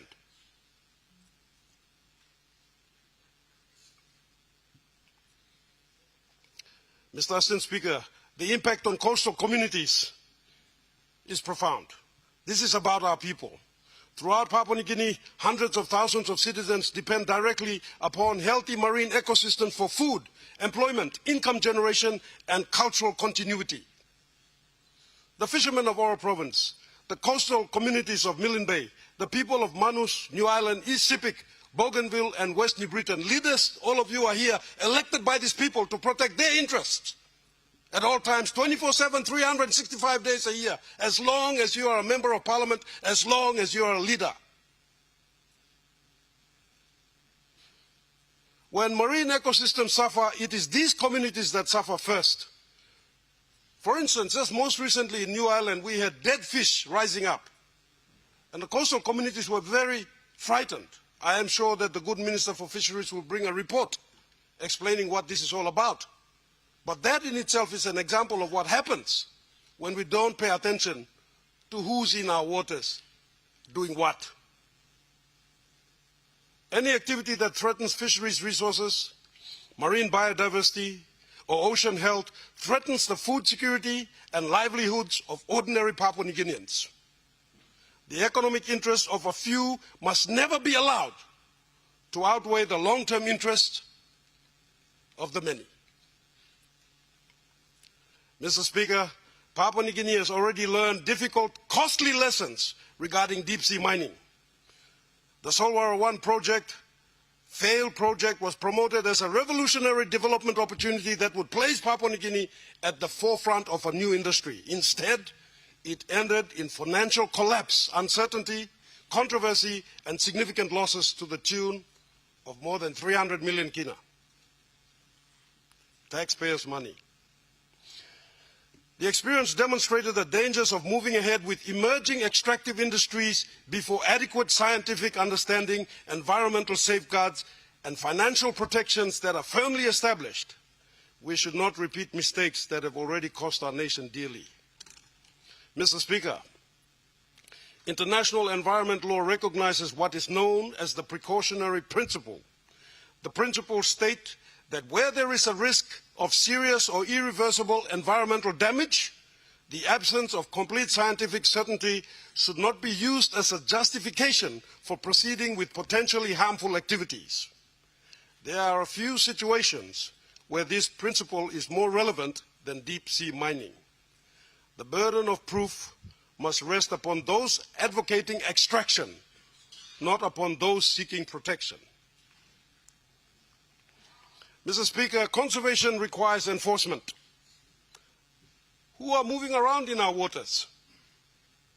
What are they doing? The Pacific, including Papua New Guinea, has become a hub, a haven for transnational criminal organizations, operating almost at will and whim, doing as they please, moving in and out of our waters, plundering our oceans, wreaking havoc. Conservation without enforcement, Mr. Speaker, is merely an aspiration. Papua New Guinea possesses one of the largest maritime jurisdictions in the Pacific region. Yet we continue to face significant challenges in monitoring and protecting our waters. Mr. Speaker, I can tell you, for instance, that my review of the surveillance system used by our fisheries authority indicates that that is an outdated piece of technology. It is at best the same technology as flight tracker. It can pick up ships known as black ships, dark ships, sorry, ships that have transponders that have turned off their transponders, but it cannot pick up those ships that are operating in our waters without transponders. Large vessels that are operating just outside our EEZ, fast boats that enter into our waters for our lucrative maritime resources, especially our tuna, where the world's breeding grounds of tuna are found in Papua New Guinea, plunder hundreds of millions of dollars worth of our maritime resources, extract them and take them away without us even having an idea that this was happening.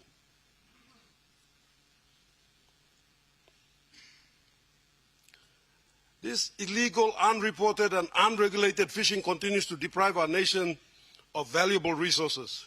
Meanwhile, transnational criminal activities, including drug trafficking, human trafficking, smuggling, and illegal resource extraction, pose ongoing threats to our maritime domain. Now, as we debate international commitments to marine conservation, we must also ask whether Papua New Guinea currently possesses the practical capacity required to protect the marine environment we seek to conserve. Do we have sufficient patrol vessels? Do we have adequate aerial surveillance? Do we possess the satellite monitoring systems required to effectively monitor our maritime boundaries? Do our agencies have the legislative powers, resources, personnel, and equipment necessary to enforce our laws? These questions are fundamental. Protecting biodiversity beyond national jurisdiction should never distract us from protecting biodiversity and resources within our own waters. Mr. Speaker, if Papua New Guinea is serious about marine conservation, then we must invest in modern maritime surveillance systems, enhanced satellite and aerial monitoring capabilities, additional patrol vessels and operational resources, greater coordination between defense, police, customs, fisheries, and provincial authorities, stronger maritime legislation, tougher penalties for illegal fishing and other maritime offenses, improved intelligence gathering and maritime enforcement capabilities. The reality is that those who engage in illegal activities at sea are often far better equipped than those who are tasked with stopping them. That situation must change. A nation cannot effectively protect what it cannot see, nor can it conserve what it cannot enforce. Mr. Assistant Speaker, while international cooperation is important, Papua New Guinea must ensure that participation in international agreements never compromises our sovereign rights over our marine resources and our maritime jurisdiction. Conservation and sovereignty must go hand in hand. Papua New Guinea must retain full authority to determine how our resources within areas under our jurisdiction are managed, protected, and utilized. We must never find ourselves in a position where foreign entities possess greater knowledge of, access to, or influence over our marine resources than Papua New Guineans themselves. Do you know, Mr. Assistant Speaker, that not a single fishing vessel in this country is owned by a Papua New Guinean, as far as I know? If you went to, say, for Israel, for example, Israel, and they had similar resources, there would not be a single fishing vessel there that would be foreign-owned. They would all be Israeli vessels. I guarantee it. It would be the same, say, for instance, in Singapore, in China, Philippines. But here, we are virtually throwing it at investors. Many of these investors, we aren't even verifying their backgrounds to determine whether they have the wherewithal or whether they're genuine investors, whether they actually care about us. Many of them are just no different to pirates, modern-day pirates, but we are letting them come in here. Mr. Speaker, the first responsibility of this Parliament is to safeguard the interests of our people, to protect the national interest. Future generations will not judge us by how many tons of minerals we extracted from the seabed. They will judge us by whether we protected the oceans that sustain life itself. The sea is more than just a resource. It is the foundation of livelihoods, food security, culture, biodiversity, and national prosperity. As Parliament considers this agreement, let us ensure that Papua New Guinea stands firmly for marine conservation, scientific integrity, national sovereignty, and the protection of our coastal communities. Let's support the protection of marine biodiversity. Let us exercise caution regarding deep-sea mining.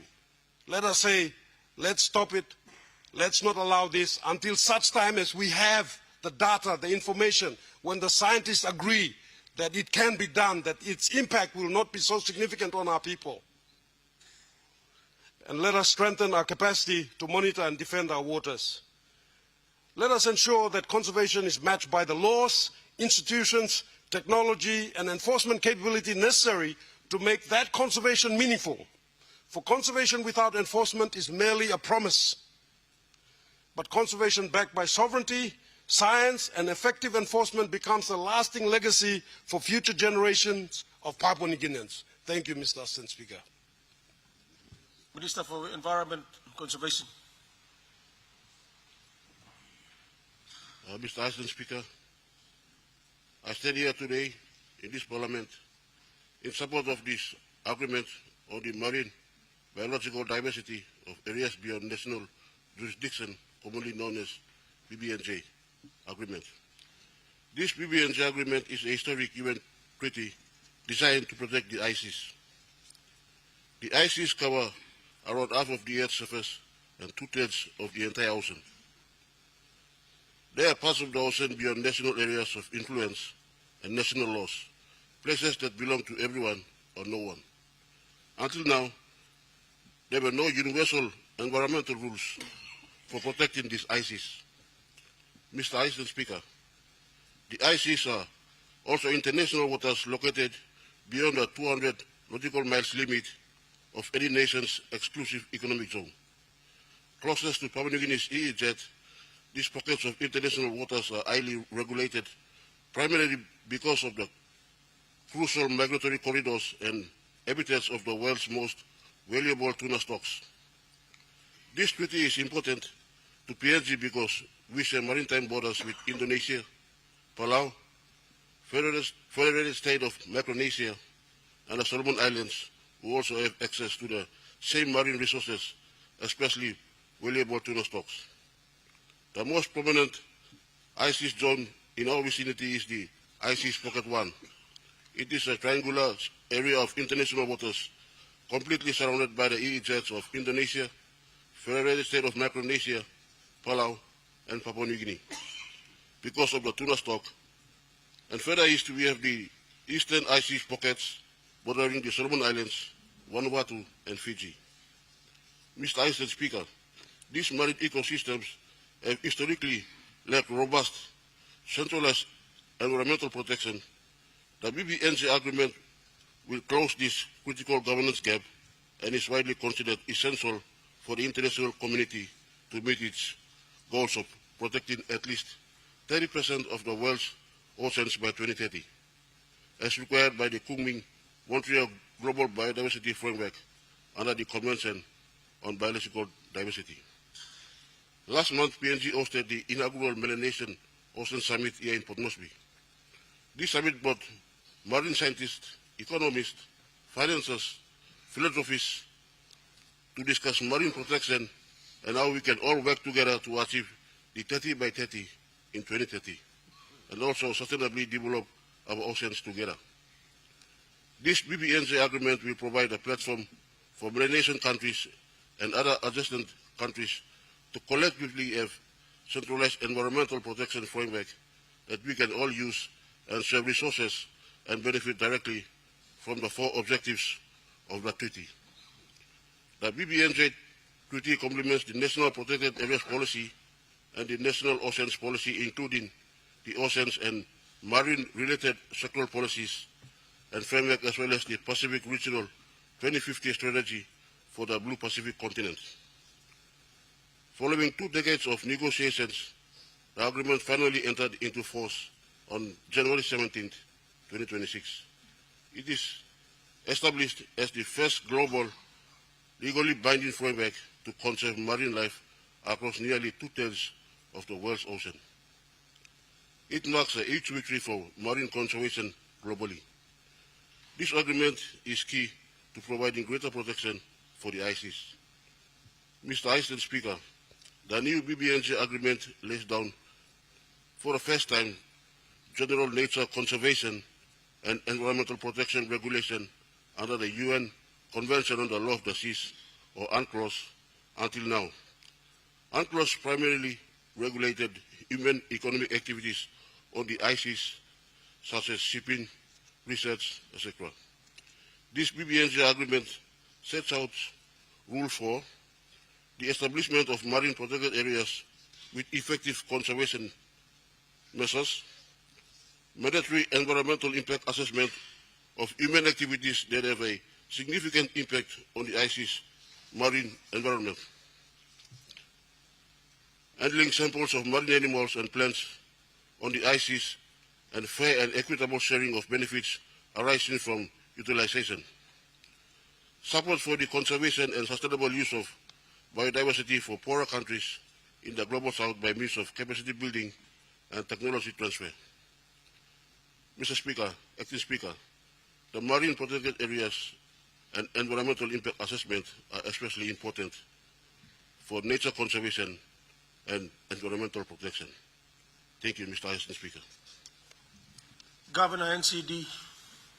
Thank you, Assistant Speaker, for allowing me an opportunity to contribute to this important debate. But before I go into the debate, I want to firstly congratulate the Minister for Foreign Affairs for his leadership in that very important sector, maintaining a good diplomatic relationship at all levels, bilateral, multilateral, especially also at the United Nations. Secondly, I want to preface my contribution by reminding everyone that tomorrow, 5th of June, is World Environment Day. We have activities in the city, so I'm circulating an invitation to all honorable members. You all can come in the morning and join us. We'll be doing tree planting along the boulevard, and some other activities are also taking place in the city. Secondly, on Sunday, me and Minister for Fisheries are hosting for the first time, World Ocean Day. And so it's appropriate that we are having this discussion on the eve of these two events. Very important event that United Nations has marked to remind us of the importance of some of the things that we take for granted. And in this case, the ocean and the natural environment, especially on terrestrial land. Mr. Assistant Speaker and members of Parliament, what I want to contribute to this important debate is that remind us, I think most of the points that we need to be reminded, Governor Foro has eloquently raised them, so I don't want to repeat them. I just want to add on some points that perhaps is equally important, but with a limited time, he did not emphasize on it. And so in this case, firstly, I want to emphasize the importance of our two economies, the traditional economy and the cash economy or capitalist economy or whatever economy that we have taken our people into. Our people, we keep on reminding everybody that 80% of our people live in rural areas, both on the land and in the ocean, on atolls, island provinces, on the coast. And they rely largely on traditional economy, subsistence economy. And the core of that subsistence economy is the natural environment. And this is important, in this discussion that we remind ourselves, Assistant Speaker and members of Parliament, honorable leaders of our people. We are taking our people on a journey where we are absolutely sure that, giving up our traditional economy, subsistence way of life, and going into a cash economy, introducing money into the system, will absolutely sustain the life of our people, or will it result in a lot of our people missing out? And that's the question that we must keep on reminding ourselves as we engage in this type of debate, looking at the bigger picture and the journey of our people. I believe everybody will agree that without the traditional economy, we will be really struggling. Here in Parliament, we keep on asking, like, employment. And that issue, Mr. Assistant Speaker, has become a core issue when we start thinking about taking our people into the cash economy, into the capitalist economy. And as we all know, that this capitalist system is based on saving mainly only a few who can get the benefits of enriching themselves or exploitation of our resources, or distributing it and waiting for the system called trickle down. It's not proven itself anywhere in the world. And this is what we need to also balance, how we are managing our economy and how we are, distributing wealth and how we are looking after all our people. So this important convention that the Minister is brought to us to ratify in this Parliament, it's very important to remind us of this, equation that we must remember all the time as we continue to integrate our people into the global economy. So that's the, Mr. Speaker, main point I want to emphasize, to adding on to all the very good points that Governor Oro has raised for us. Let us make sure that these two economy, the traditional economy, subsistence economy, whatever we want to call it, and the cash economy, they both survive and they are able to sustain our people. But what I want to remind ourselves now is that the traditional economy has proven itself. It's been there since time immemorial. It's been able to sustain all our ancestors, thousands of generations. It might not be ideal, but it was able to look after our people. It's a proven system.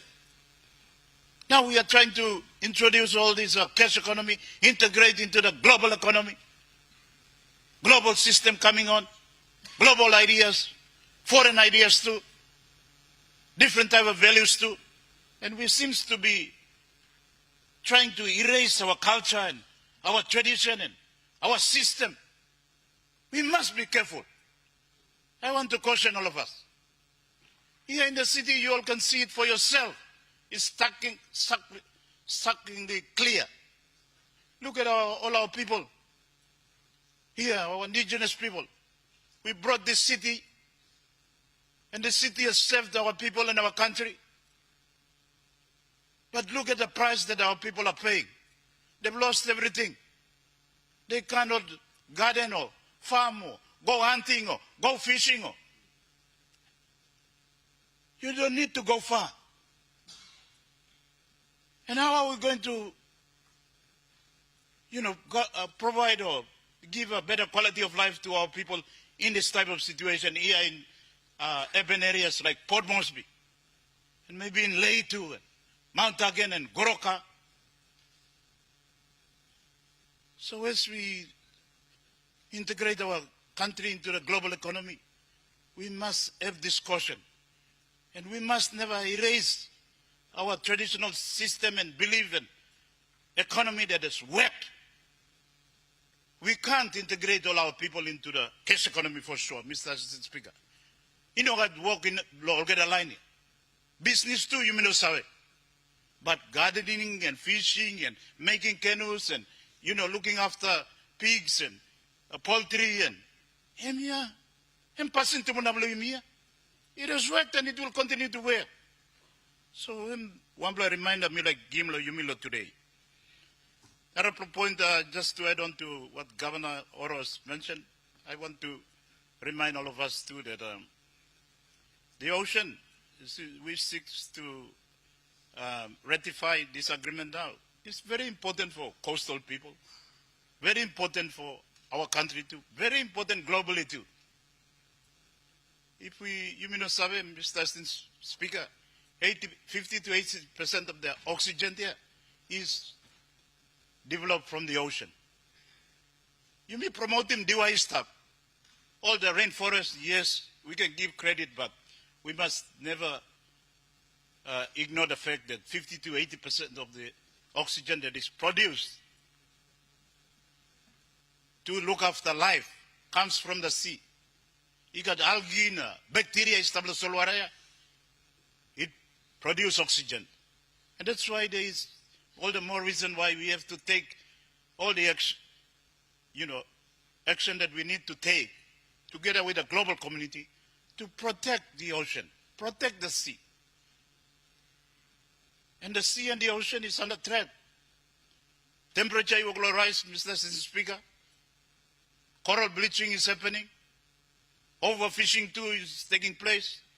Minister Blong, Environment and talked about 25% of the tuna stock in the world is here found in our sea and ocean. Mr. Speaker, me, I'm originally from that area, from the middle of the Bismarck Sea. You too are Blue Yulong, Bogia too, you sabe. In time past, during a month of March or April, tuna season here, you go out, that's all, you can catch about 100 or 200 in 1 hour. Now you go and try to do it again.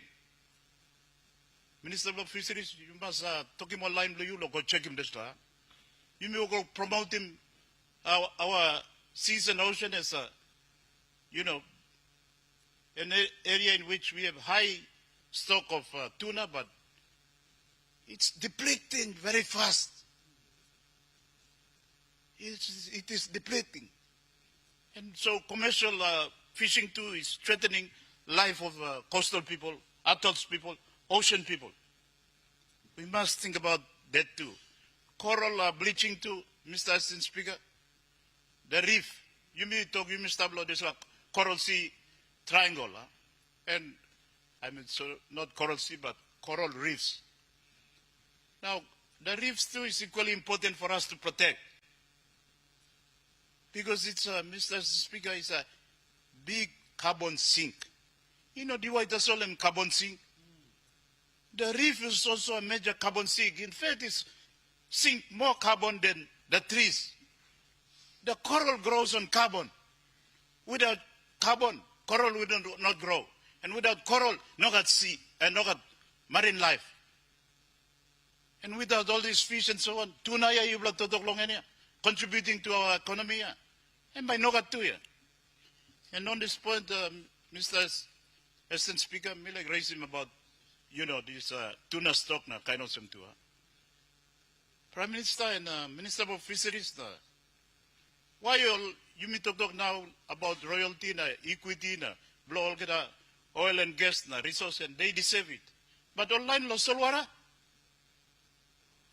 This tuna is being harvested in their traditional land or traditional sea or reefs where they go and sustain themselves like their ancestors.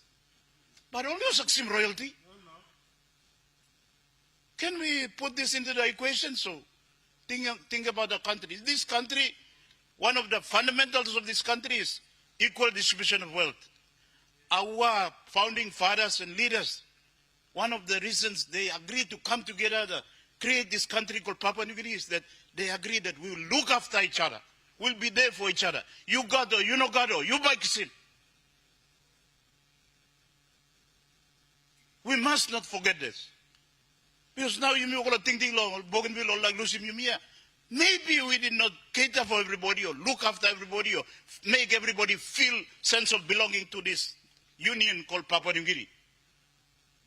So me like just emphasizing this point, thinking about seizing this opportunity about this convention to protect the biodiversity of, and conservation of marine biological diversity in areas. So many points we can raise, but what is important, we must take action to, protect the marine biodiversity. And I want to commend the Minister for Fisheries for hosting that Melanesian Ocean Leaders Forum. It's the first time to have such a forum, and it is a great success. Great success. It is well attended. Prime Minister, commendation to you too. You reach out to your colleagues, not just in Melanesia, but to Polynesia, and even President Timor-Leste to come. It was a very great event, and highlighted and put on national agenda this particular, need for us to take action to protect our marine life and support the people who rely on the ocean and the sea.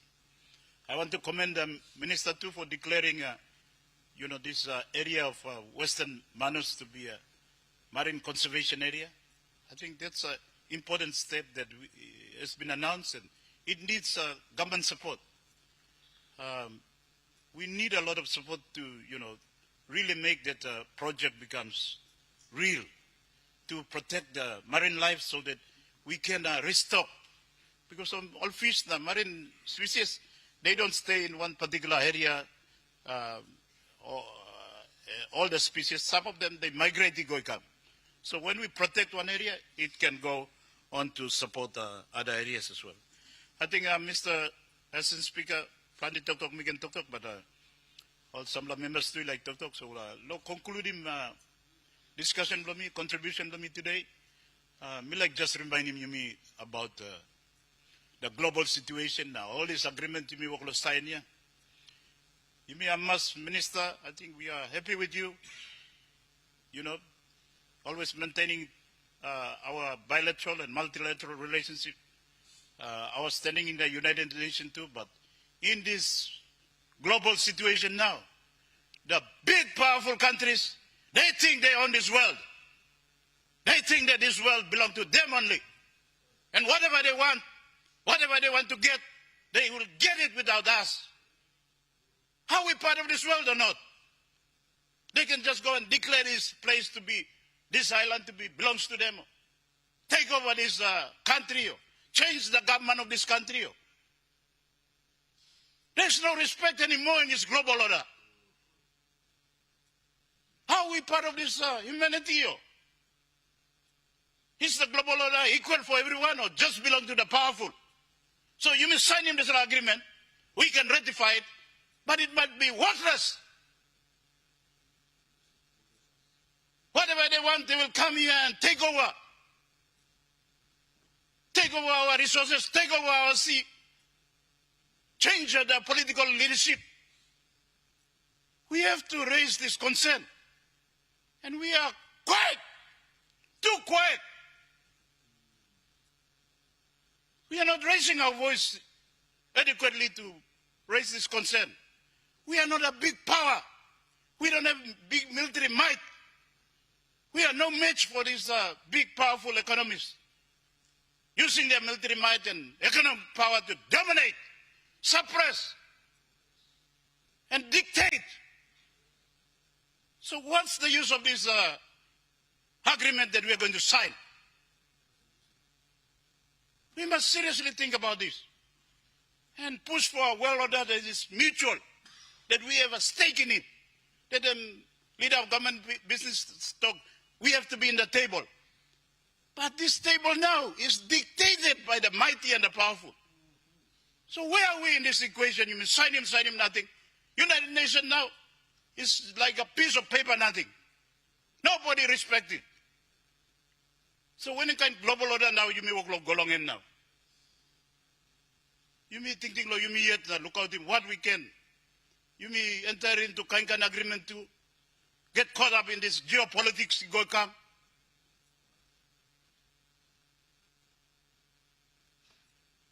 This geopolitics, yeah, you thinking, some countries you may associate with them all, yeah. All you got interest long, share with them, you mutually develop our people. Or they just want to take advantage and oppress us and suppress us and dictate to us. And we have to be cautious about this too. That's all me like talk Saulo you me. Mr. Speaker, me talk to hard league because let's try to work towards a better world, a mutual world, a world where we all have a stake and we all work together for the benefit of humanity. Thank you, Mr. Speaker. Member for Ba. Thank you, Deputy Speaker. I want to contribute to this important debate and commend the Minister for Foreign Affairs for asking the Honorable Parliament to ratify this UN BBNJ matter. But I want to be the devil's advocate this afternoon, because I think there are two honorable governors, Governor for Oro and Governor for NCD, have argued right, but they've disoriented a little bit. And I want to make this point, the way I'm reading this pact, BBNJ context. I think it's asking for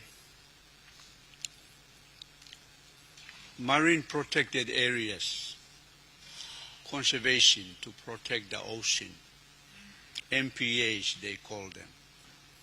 However, if you look at the MPAs under the context of this paper that the Foreign Minister has presented and our tuna issue which the Governor for NCD has just set down, my understanding is, and our risk as a country with regards to us ratifying this one is 4 out of 5 tuna stock swim through these high seas beyond our jurisdiction.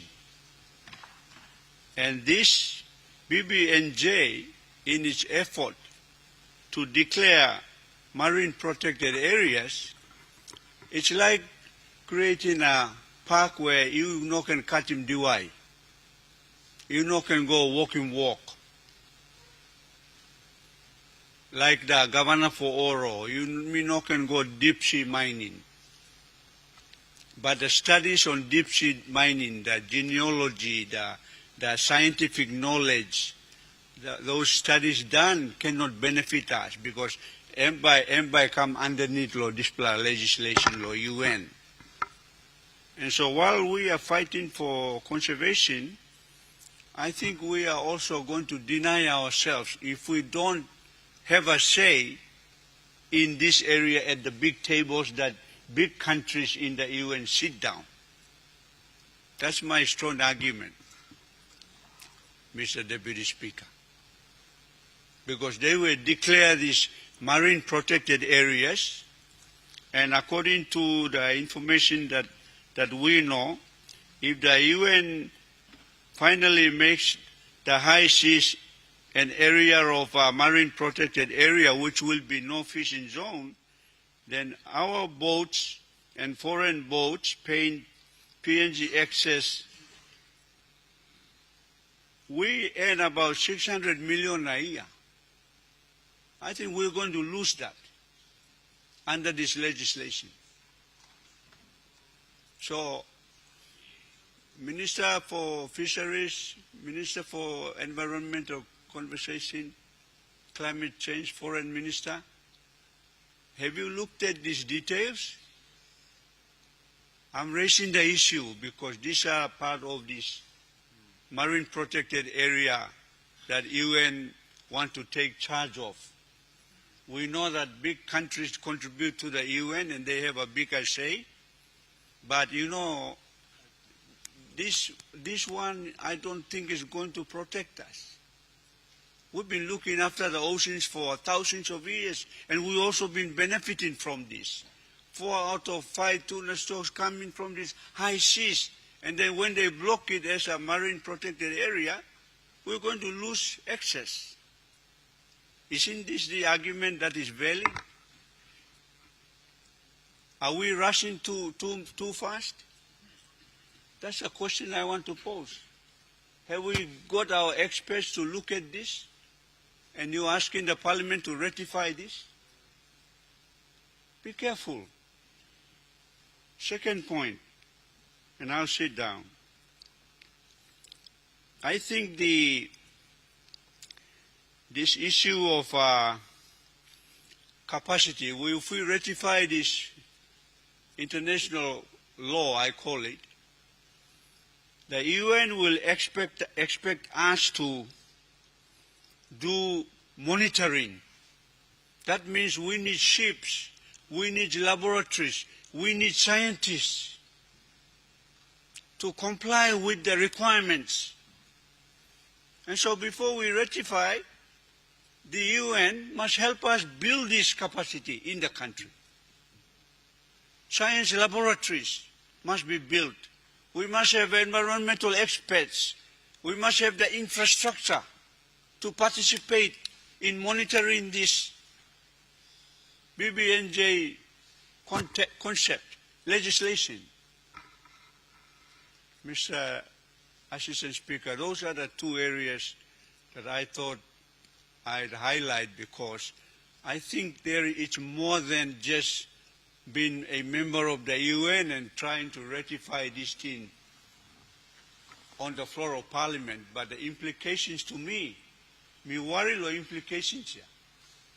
Has somebody looked at it? And I want to hear one of you ministers talk about this, rather than ask the Parliament to come and ratify it. You need 60 members of Parliament to ratify it. But before we do, can you address the questions that I have asked? Thank you, Deputy Assistant Speaker. Member for Kundiawa Gembog. Thank you. Thank you, Mr. Speaker.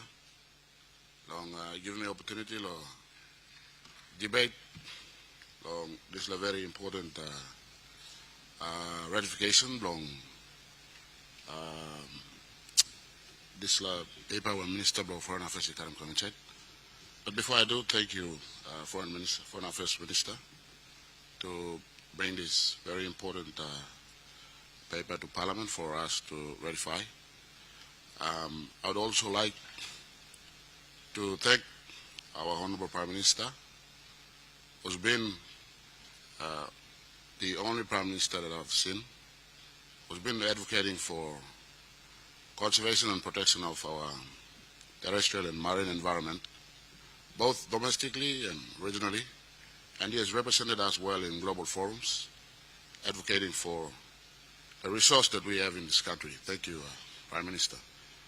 I would also, before I proceed, I'd also like to clarify on the paper here, which Sepuka raised issue on. The ratification of the BBNJ that we're trying to ratify in Parliament, it's beyond our exclusive economic zone.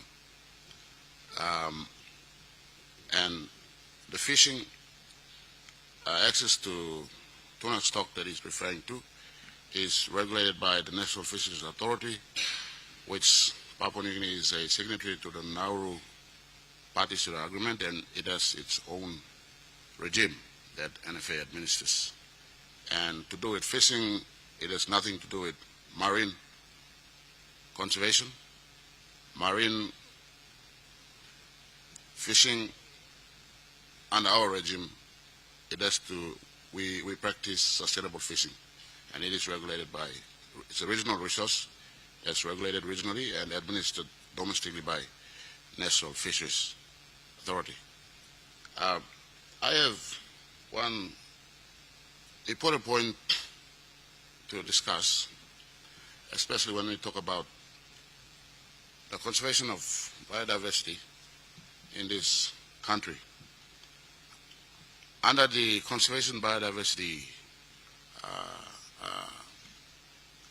Convention that Papua New Guinea signed up in 1992, we are obligated to protect and conserve our terrestrial landmass as well as our marine environment and biodiversity.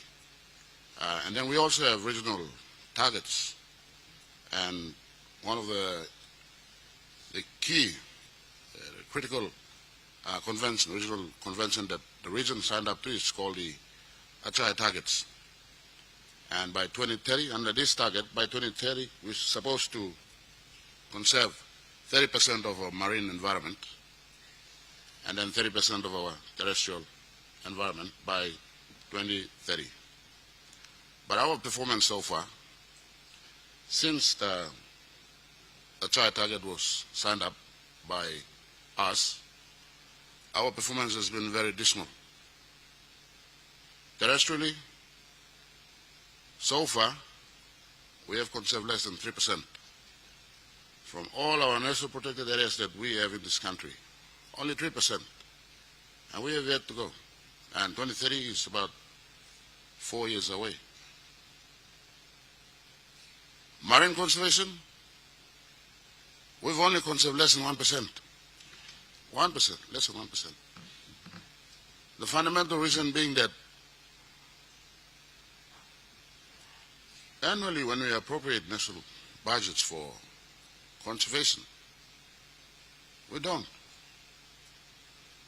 We only give 5 million, 6 million to the Conservation Protection Authority. What do they do with this? We have landowners out there who are going out there, bringing loggers. We also want mining to happen in our country. And then now we are advancing into deep sea mining. And then you just look down at Taruma. Development. All the mangroves are cut down. And you know why mangroves are very important? They are the breeding ground for tuna stock. And PNG is the last frontier. Last frontier of being home to the breeding ground for tuna globally. You see the Papuan coastline, which stretches about 17,000 square kilometers, and has more than 46 different species of mangrove. Susiplo mangrove all tunas drinks. That's why when they want to breed, they come and breed here. That's why we have Tuna Bay. But we are not making efforts locally to preserve our marine environment, which exposes our coastal livelihood. You know, coastal fishing is about more than 1 billion kina industry.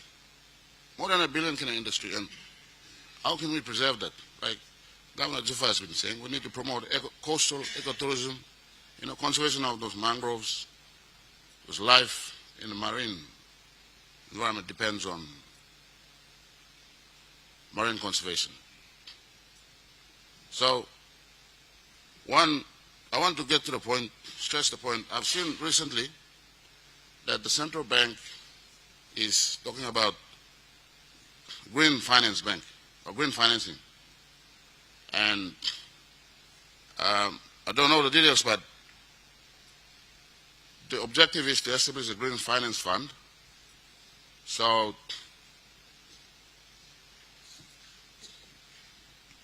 they can finance conservation efforts or other green investments in the country. And I'm sure that conservation should be one of those very important investment endeavor that should be captured in the trust fund.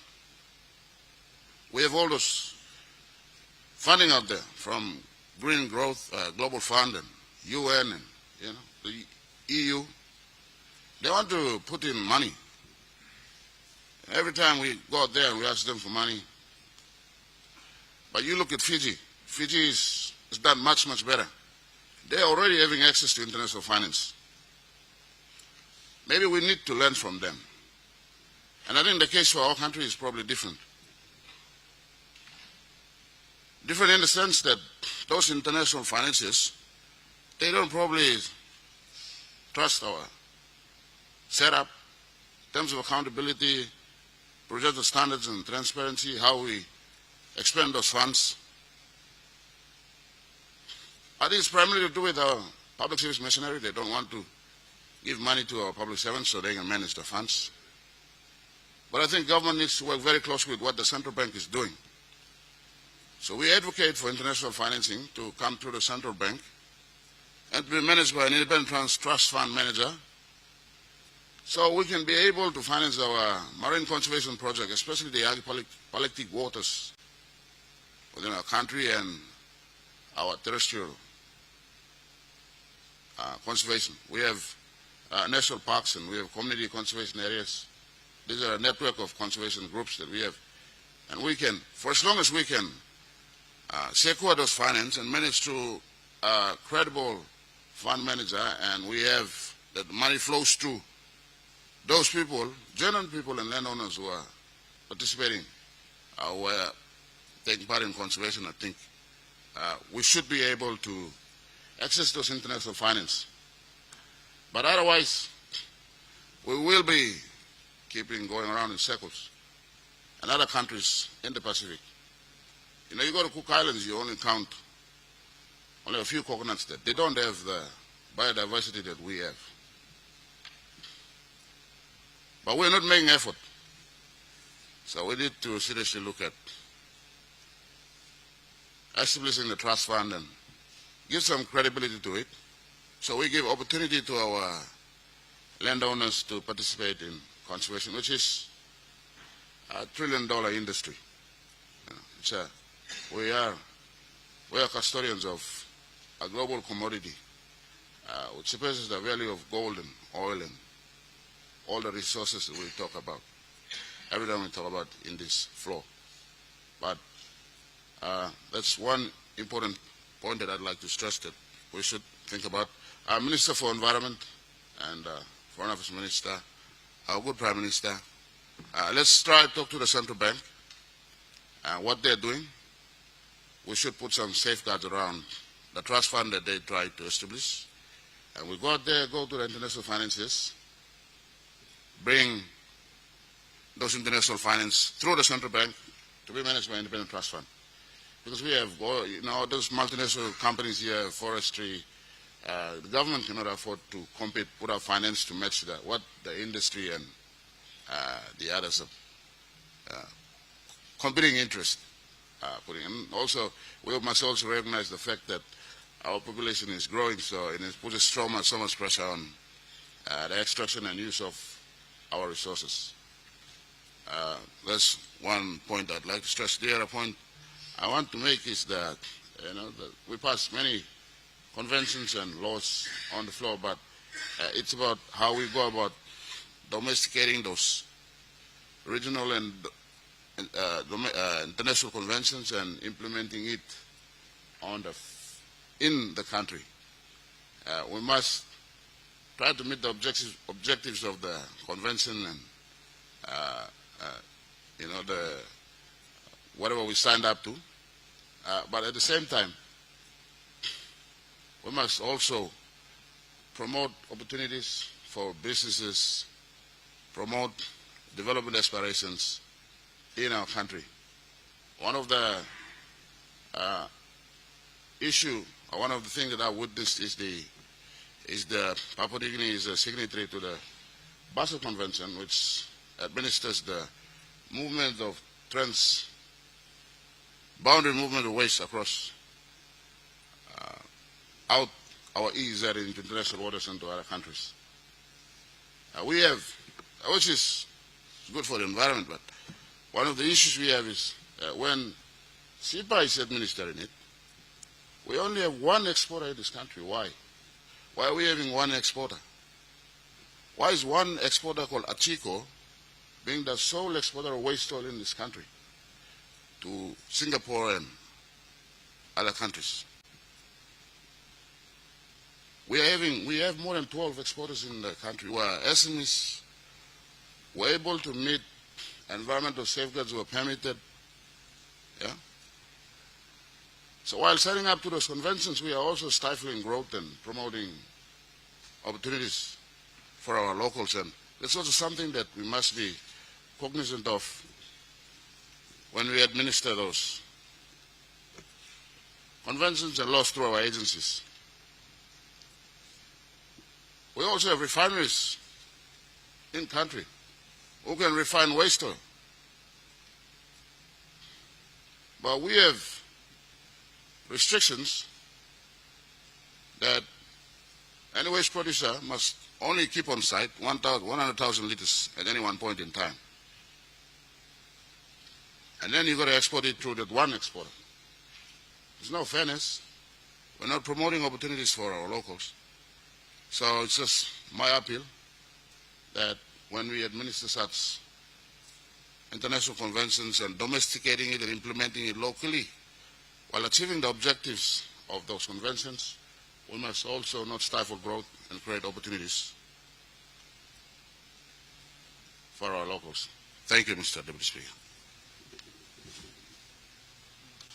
Member for Kirewin, good enough. Thank you, Mr. Speaker. Me too, me like participate in this debate on the BBNJ agreement. Mr. Speaker, the BBNJ agreement, some come coastal areas, and we see that it is very important that PNG rectifies this agreement for the sake of our country. And I will try my best not to repeat the eloquent speech debate by the Governor for Oro and the debate by the Governor of NCD. But Mr. Speaker, the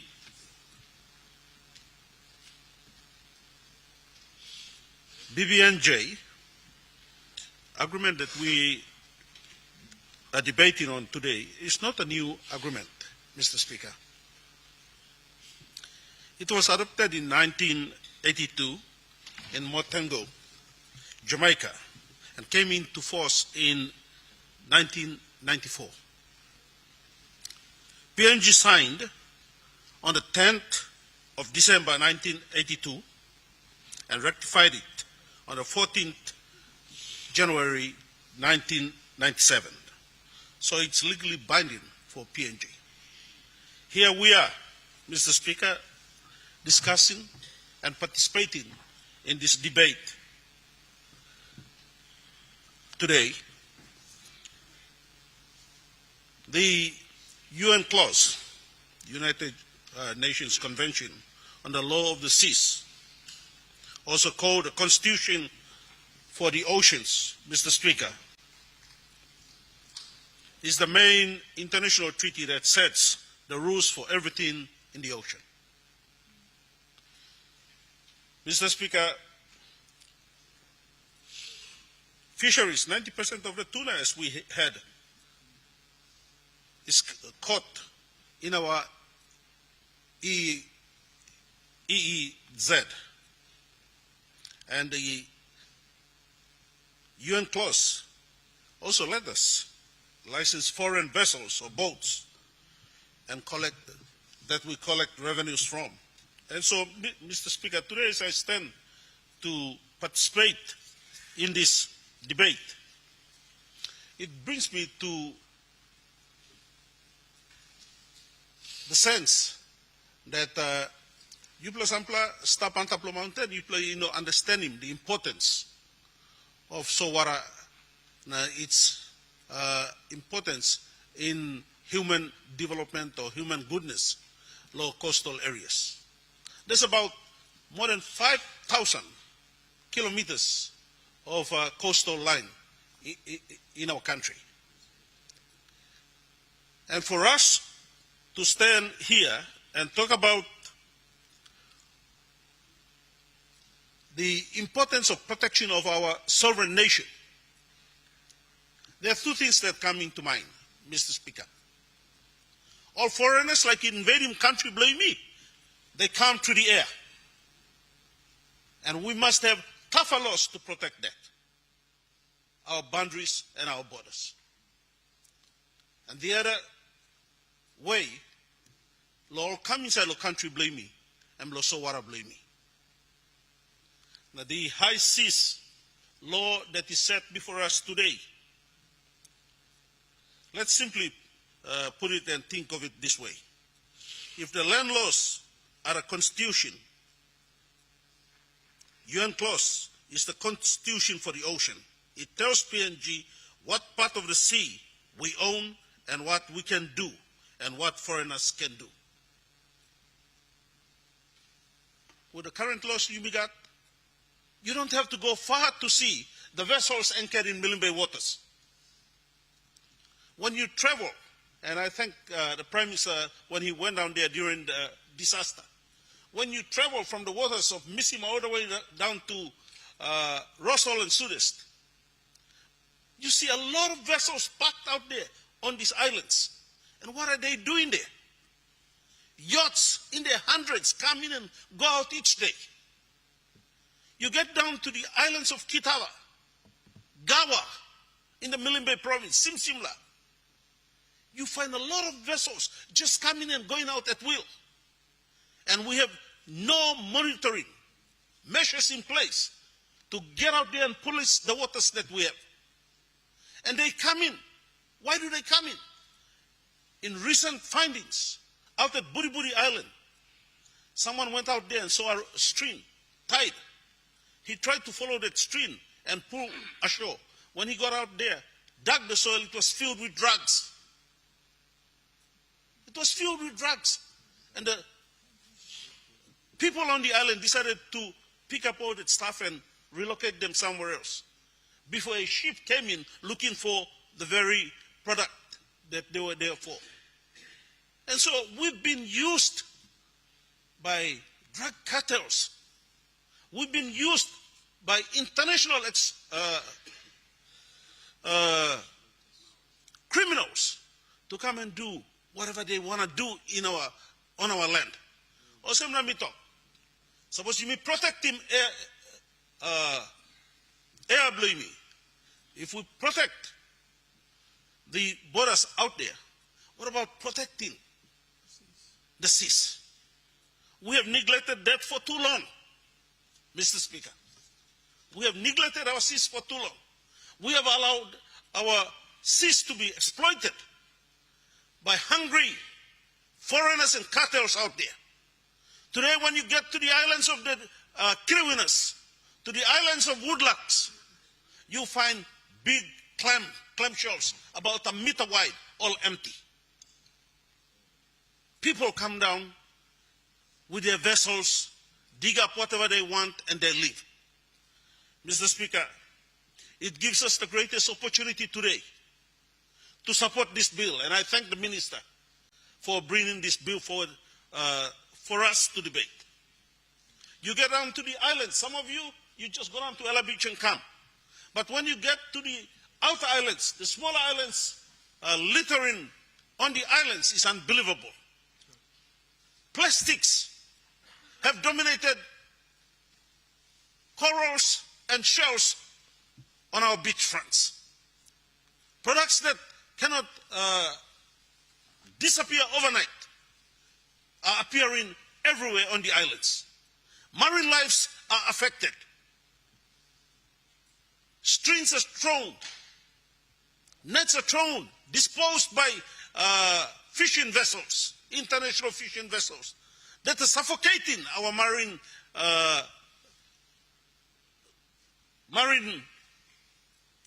birds and animals out there. When you look at the turtles, and so, Mr. Speaker, today, as I stand, as a member and a leader from a coastal province, a maritime province, and a district, Mr. Speaker, I see the importance of this bill. And like I said, Mr. Speaker, it is not something new to this country. We must support this bill.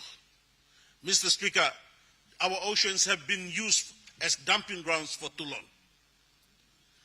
Our oceans have been used as dumping grounds for too long. And we must stop the dumping of materials by international vessels that coming into our waters. Plenty of time people travel by dinghy, by boats, and as we are crossing from island to island, we see these bags floating out at sea. Something stuff inside. People go open and pull up one time waste from vessels coming in, overseas vessels coming into our waters. And so, Mr. Speaker, it is important that we participate in this law, the High Seas law, because it will bring benefit to our coastal areas. Mr. Speaker, I play something like Dr. Clem, erosion. Erosion. a lot of these vessels, they just run through our waters, Osam Jomat Passage. They run through. They create a lot of sand erosion, soil erosion, and nobody takes stock of what's happening.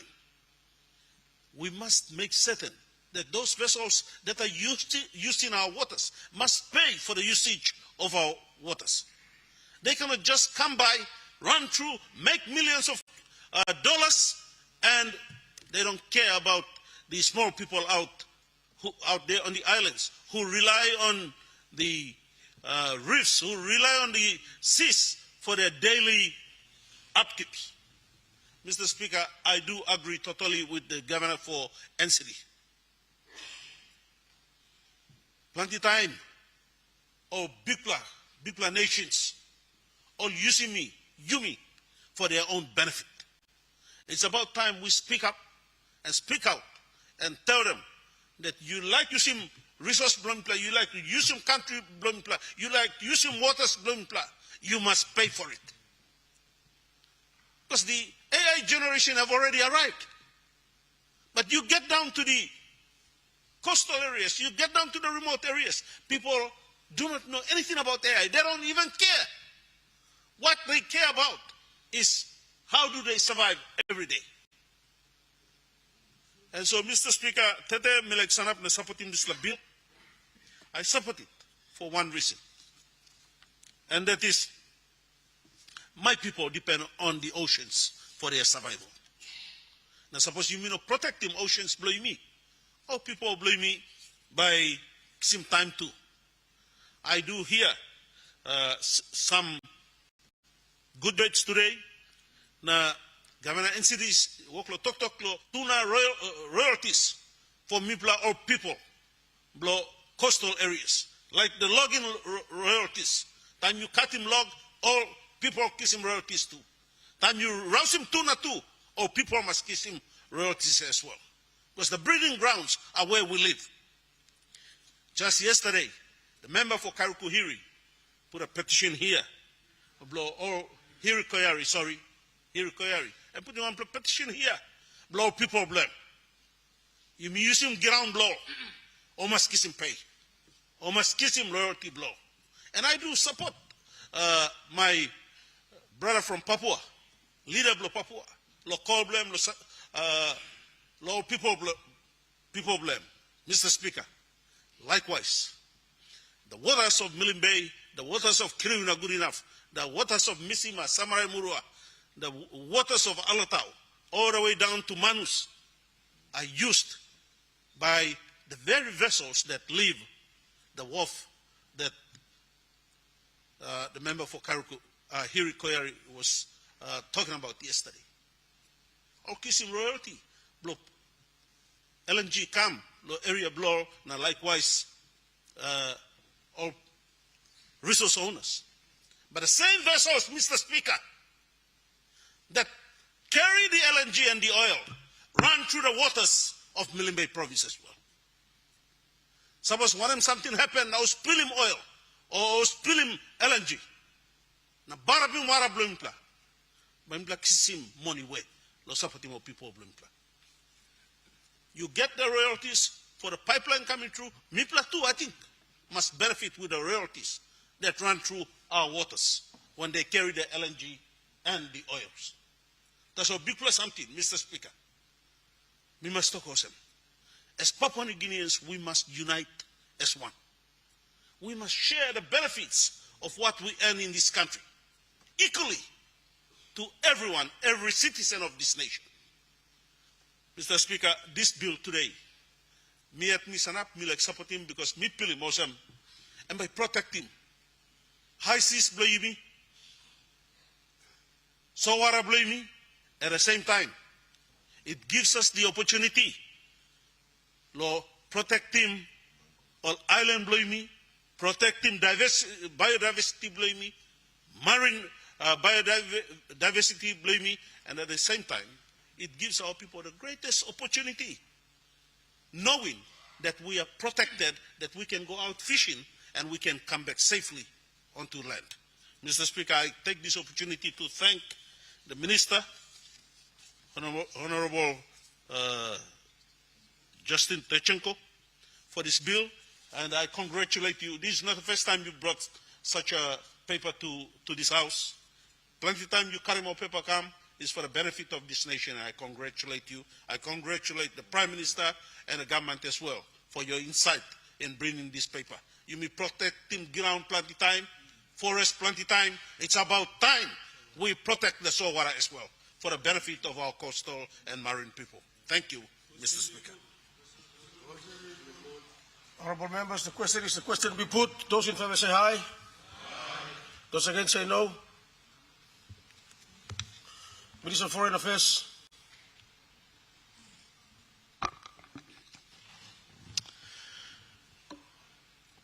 Mr. Speaker, I ask leave of Parliament to move a motion without notice. Is leave granted? Minister of Foreign Affairs.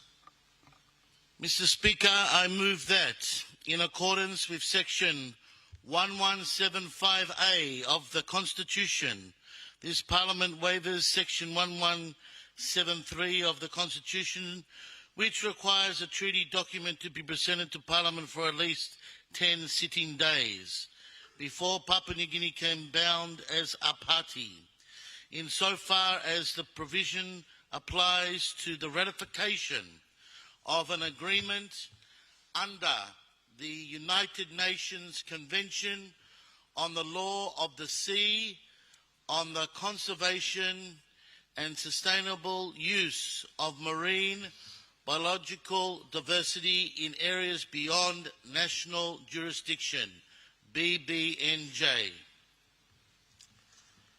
The question is that the motion be agreed to. The motion must be supported by an absolute majority of 60 members. Would those in favour of the motion please stand?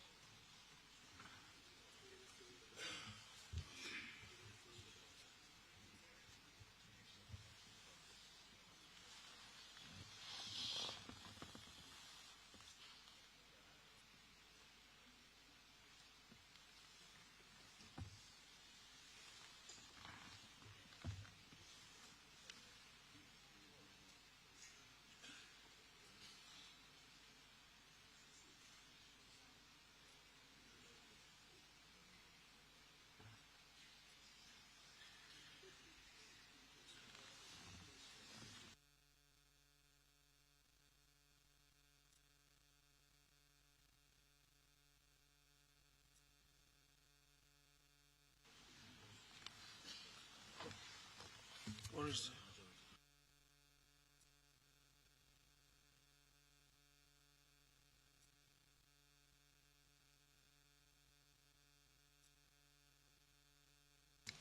the honourable members, resume your seat.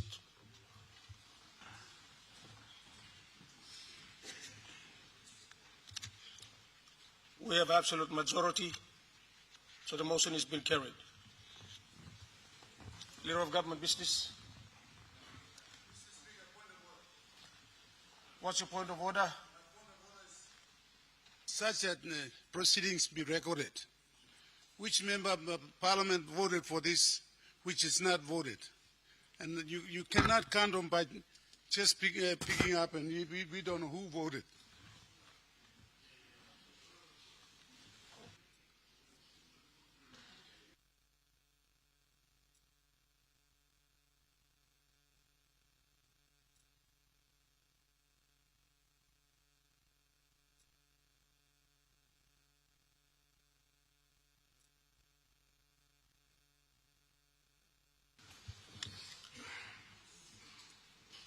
Honourable Minister, you may resume your seat. Your point of order is out of order, and as it is not a constitutional requirement. The motion just requires absolute majority, more than 60 members, and we have reached that. So the motion is carried through. Leader of Government Business.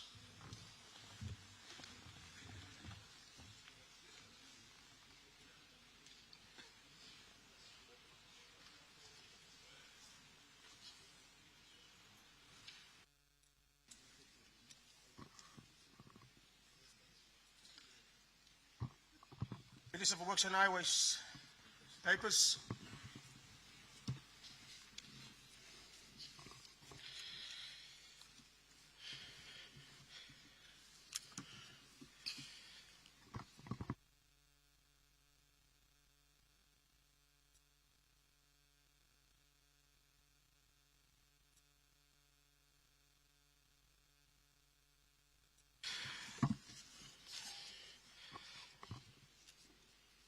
Mr. Speaker, pursuant to the statutes, I present the 2025 Annual Performance Report of the Department of Works and Highways in accordance with the requirements of the Connect PNG Implementation and Funding Arrangements Act on the implementation of Connect PNG program and the performance of the national road sector.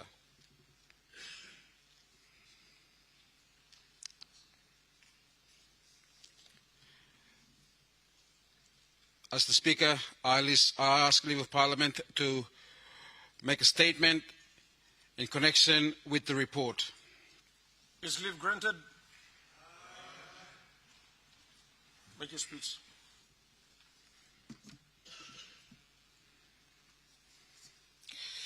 As the Speaker, I rise today to present in this Honourable House the 2025 Annual Performance Report of the Department of Works and Highways.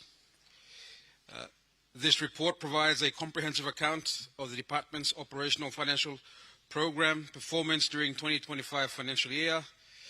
It covers a full scope of the Department's mandate, including the implementation of the Government's premier infrastructure development priority, namely the Connect PNG program, as well as national road network activities, bridge development, sub-national road support, building industry reforms, and institutional strengthening initiatives. Mr. Speaker, in addition to serving as the Department's annual performance report, this document also fulfills reporting requirements under Section 11(1) of Connect PNG, the Implementation and Funding Arrangements Act of 2021, which requires the Minister to report annually to the Parliament on the funding and implementation status of Connect PNG program, Mr. Speaker. The tabling of this report reflects Government's ongoing commitment to transparency, accountability, and the responsible management of public resources. It ensures that this Honourable House is fully informed of the process achieved across national and sub-national road networks, the national performance and funding sources supporting infrastructure delivery, the implementation status of Connect PNG Phase 1, and the challenges encountered and the corrective measures being undertaken to sustain delivery momentum. Mr. Speaker, the 2025 Annual Performance Report demonstrates that the scale and significance of the work undertaken by the Department of Works and Highways in advancing national connectivity, improving road conditions, and strengthening bridge infrastructure and supporting Papua New Guinea broader economic and social development agenda. The achievement outlined in this report reflects the Government's continued commitment to building a safe, reliable, and resilient transport network that connects communities, facilitates economic activity, improves access to essential services, and contributes to inclusive national development. Mr. Speaker, the development, maintenance, and preservation of our national roads and bridges network remain fundamental to economic growth and effective service delivery in PNG. Our country's geography is rugged, our communities are widely dispersed, and much of our economic potential in agriculture, mining, petroleum, fisheries, forestry, and tourism is located far from ports, processing centers, and urban markets. Without reliable transport infrastructure, that potential cannot be fully realized.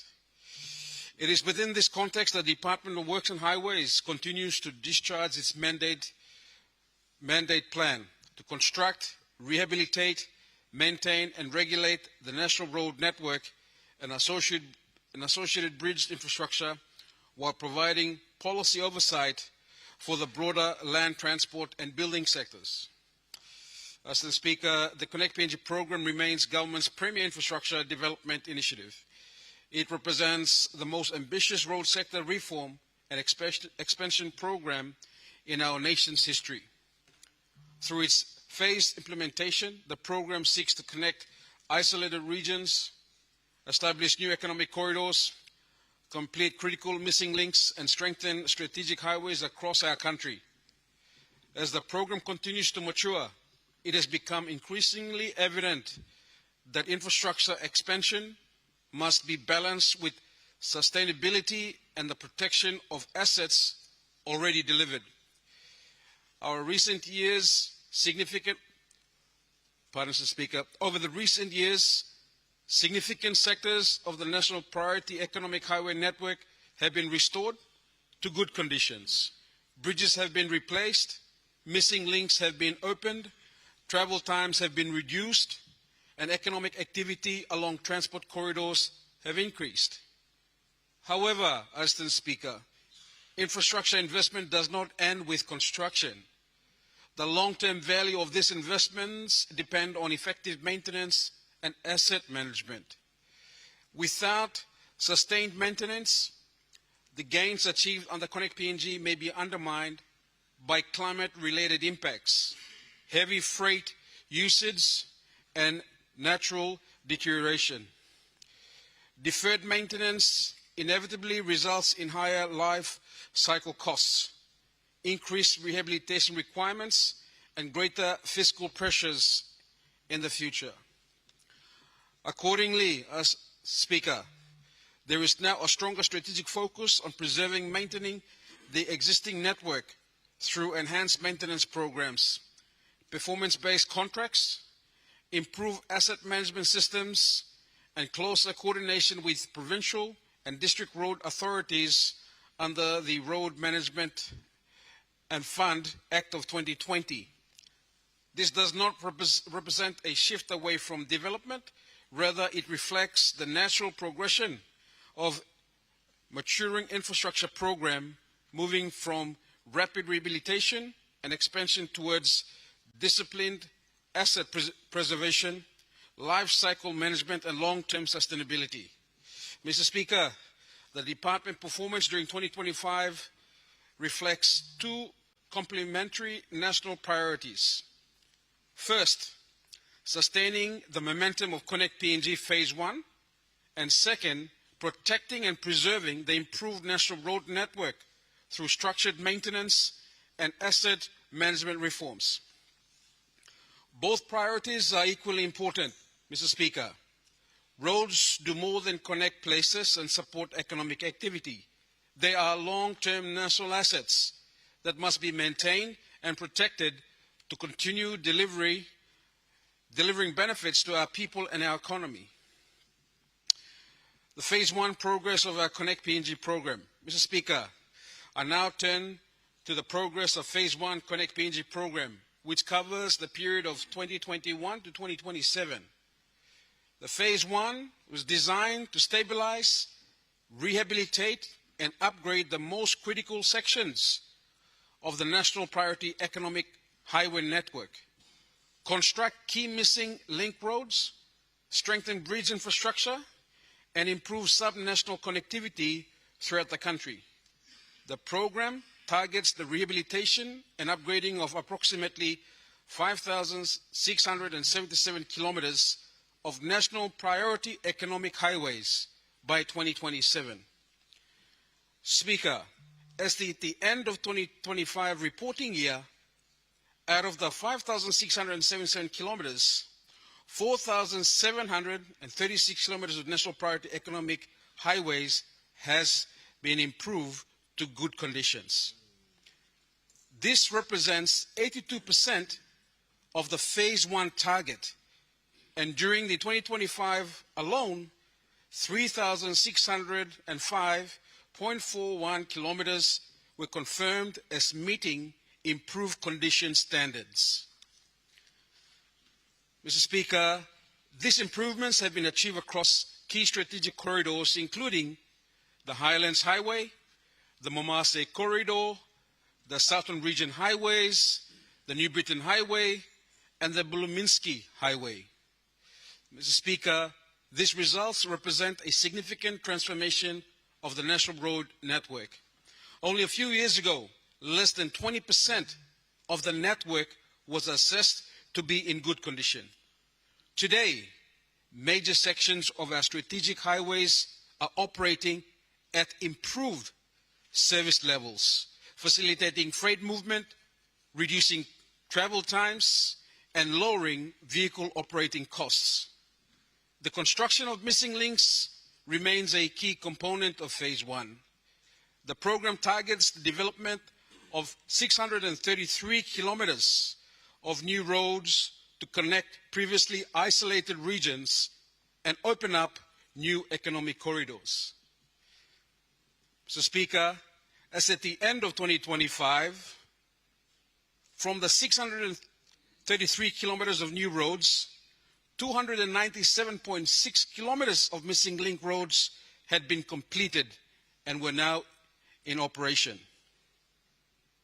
This includes sections of the Transnational Highway, the Magi Highway, the Waugarina Road, and other strategic corridor linkages designed to strengthen regional integration and support economic development.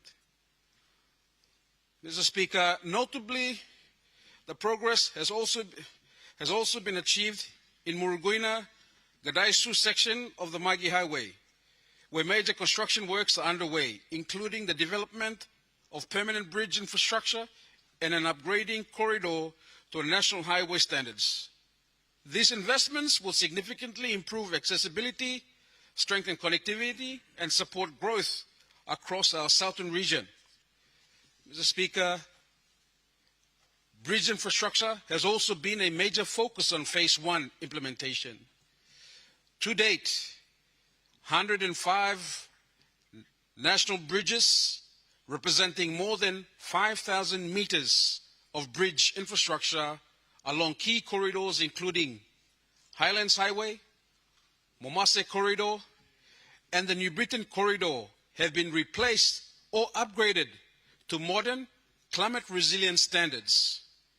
And 65 subnational bridges have been constructed or rehabilitated, covering more than 2,600 meters of bridge infrastructures across provincial and district road networks.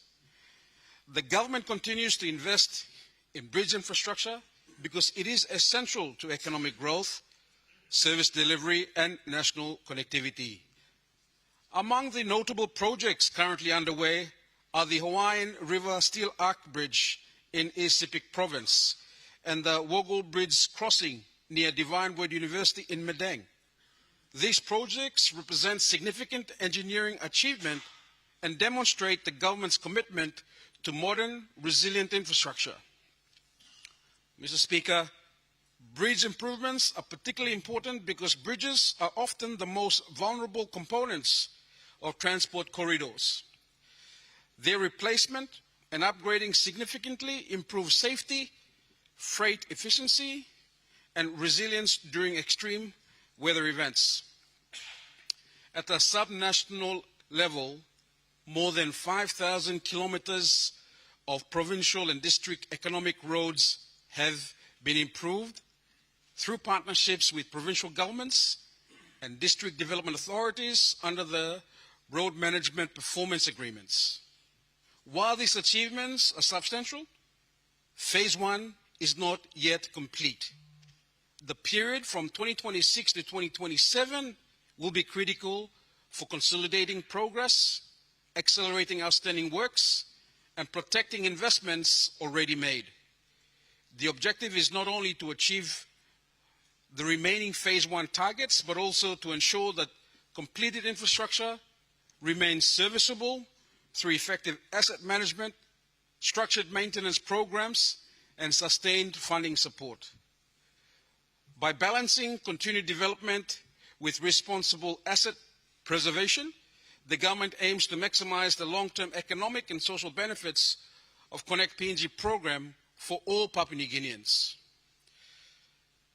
Mr. Speaker, I now turn to the financial performance of the Department of Works and highways for the year 2025 financial year, including the funding arrangements that support both the Connect PNG program and the department's broader network management responsibilities. For the reporting year, the department received a total budget of approximately 1.63 billion, comprising of the following: 126 million for recurrent expenditure, including personal emoluments and operational support, and 105.6 billion under the capital investment, which supports road rehabilitation and upgrading, bridge constructions, missing link development, network maintenance, and project preparation activities. The capital allocation represents approximately 5.5% of the total national budget and 14% of the national development budget, reflecting the importance of transport infrastructure within the government's development agenda. Mr. Speaker, beyond the annual budget allocation, the total value of the ongoing road and bridge contracts nationwide stands at approximately 4 billion. The financing composition of these commitments is as follows. Approximately 60% is funded directly through our government. Approximately 30% is financed through concessional loans and grants provided by development partners. And approximately 10% is supported through the Infrastructure Tax Credit Scheme, primarily in partnership with the resource sector. This funding profile demonstrates while development partners and private sector stakeholders play an important supporting role, the primary responsibility for financing national transport infrastructure continues to rest with the government. During the reporting year, particularly emphasis was placed on strengthening financial discipline, improving cash flow management, and restoring contractor confidence. As part of this effort, approximately 148 million in outstanding contractors' areas were settled. A further 100 million has been allocated in the 2026 budget to continue reducing legacy liabilities. The reduction of areas has improved contractor liquidity, reduced financial exposure, and contributed to a greater stability in project delivery across the country. Mr. Speaker, the Department's financial performance also reflects an important evolution in sector priorities.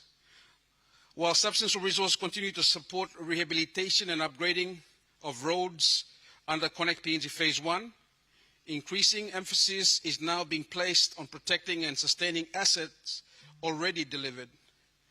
Accordingly, a growing portion of sector funding is being directed towards long-term performance-based contracts, bridge preservations and strengthening programs, emergency restoration and climate resilient works, and enhanced asset management systems and planning. Mr. Speaker, with more than 4,700 kilometers of national priority economic highways now restored to improved conditions, the focus must increasingly extend beyond construction to the long-term preservations of these investments. Without predictable and sustained maintenance funding, the sustainable investment made over recent years would deteriorate prematurely, resulting in higher reconstruction costs, renewed infrastructure backlogs, and increased fiscal pressure in the future. Mr. Speaker, it must be acknowledged that effectiveness of approved funding remains highly dependent on the timely release of warrants and counterpart funding. Even where Parliament has appropriate funds, delays in cash flow disbursements can affect contractor mobilization, procurement schedules, project sequencing, and overall cost efficiency. To address these challenges, the Department has strengthened its cash flow forecasting, lifecycle costing methodologies, and asset management systems to ensure that every kina invested delivers maximum long-term value. In summary, The department's financial performance in 2025 demonstrates sustained investment in national connectivity and infrastructure development, continued commitment by government as the principal funding source for the sector, active management of areas and financial liabilities, and a strategic shift towards balancing infrastructure in expansion with long-term asset preservation. This balanced approach is essential to ensuring the successful completion of Connect PNG Phase 1 while safeguarding the substantial investment already made in the national road network. Mr. Speaker, given the scale of public investment in the road sector, governance, compliance, and accountability remain fundamental to the operations of the Department of Works and Highways.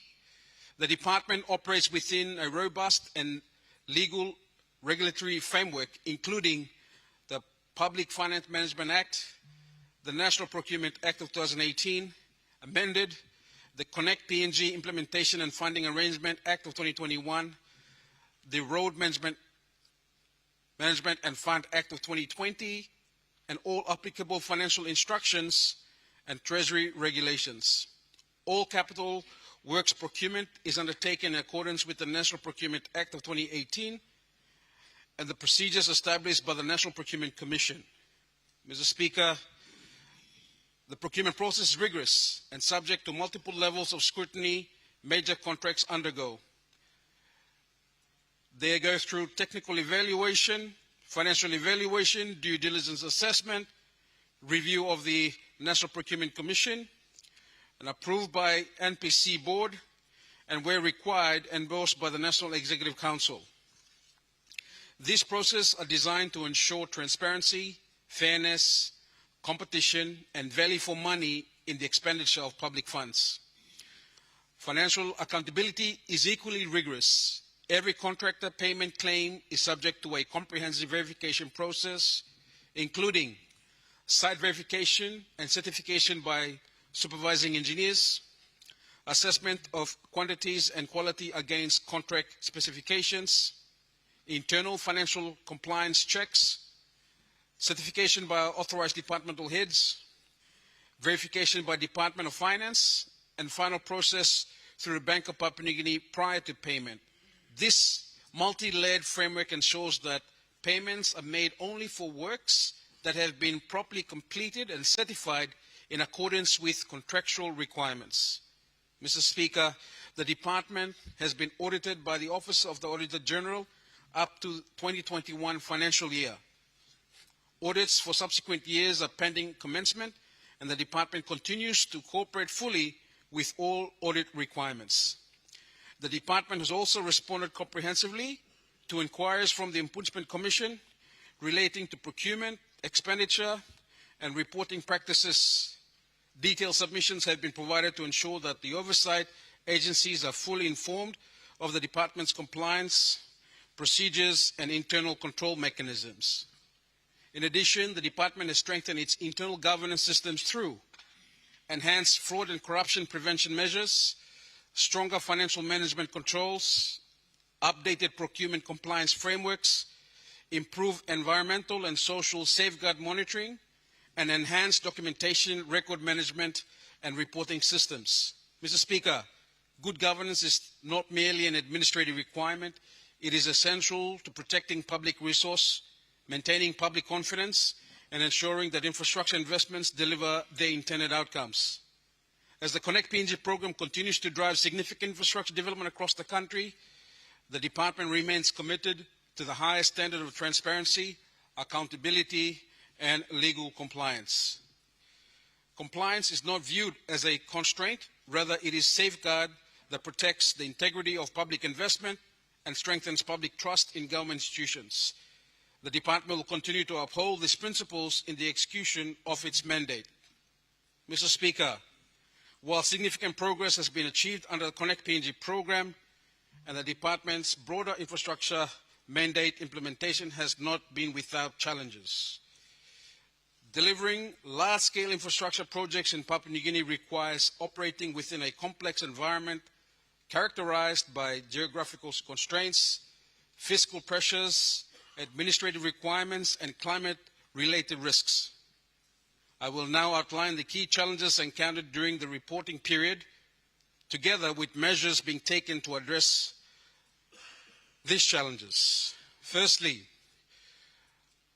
although Parliament appropriates funding annually, the timing of warrant releases can affect cash flow, project mobilization, and implementation schedules.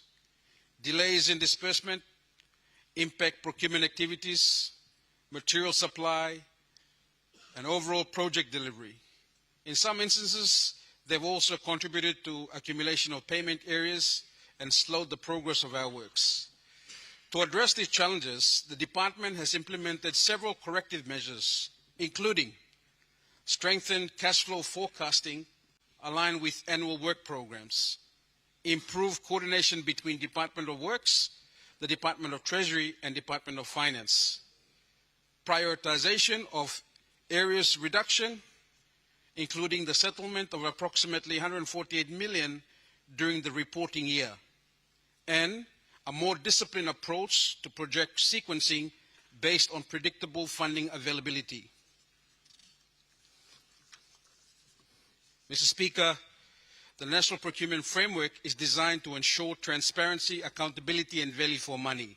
However, the complexity of multi-stage procurement processes can extend tender timelines, particularly for large-scale and externally financed projects. To improve efficiency while maintaining compliance, the Department has 1. Strengthened pre-procurement planning and project readiness, including the completion of detailed designs and supporting documentation prior to submission, enhanced technical evaluation capacity within the Department, and continued engagement with the National Procurement Commission to streamline documentation and approval processes. These measures are intended to reduce delays while preserving the integrity of the procurement system. Mr. Speaker, PNG Road Network is highly vulnerable to climate variability, including prolonged rainfall, flooding, landslides, and seismic activity. During the reporting year, several significant weather events required emergency restoration works and additionally requiring more funding support.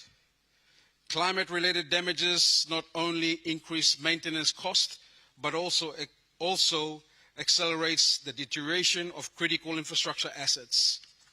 In response, the Department has strengthened climate-resilient design standards for roads and bridges, expanded bridge replacement programs using modern engineering standards, incorporated river training slope stabilization, and improved drainage systems into rehabilitation projects, and we've increased emphasis on preventative maintenance to reduce long-term vulnerability. These measures are designed to improve network resilience and reduce the long-term costs associated with climate-related damages.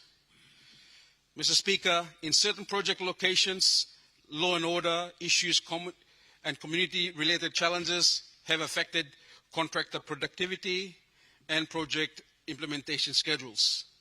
Mr. Speaker, the Department continues to work closely with provincial administrators, law enforcement agencies, local leaders, and project stakeholders to strengthen community engagement, improve project awareness, and minimize disruption to construction activities.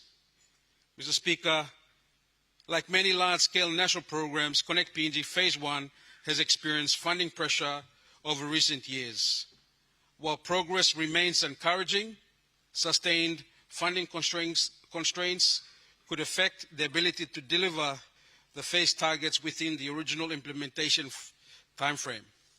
Accordingly, the Department has adopted a disciplined prioritization framework focused specifically on completing critical transport corridors, protecting and preserving sections that have already been improved, sequencing new commitments in line with available resources, and avoiding contractual commitments that exceed predictable funding capacity. This approach ensures that available resources are directed towards projects that deliver the greatest economic and social benefits. Mr. Speaker, the Department's strategic response to these challenges is guided by 4 principles: balancing infrastructure expansion with long-term sustainability, protecting more than 4,700 kilometers of highways already improved. This is under phase 1. And 3, accelerating priority works within available physical resources. And the 4th, maintaining strong governance and accountability and financial discipline. These challenges are significant, but they are manageable. They do not represent program failure. Rather, they reflect the scale and complexity of delivering transformational infrastructure across PNG. The Department remains committed to disciplined implementation, prudent financial management, and sustained delivery momentum as it continues to advance the objectives of Connect PNG program.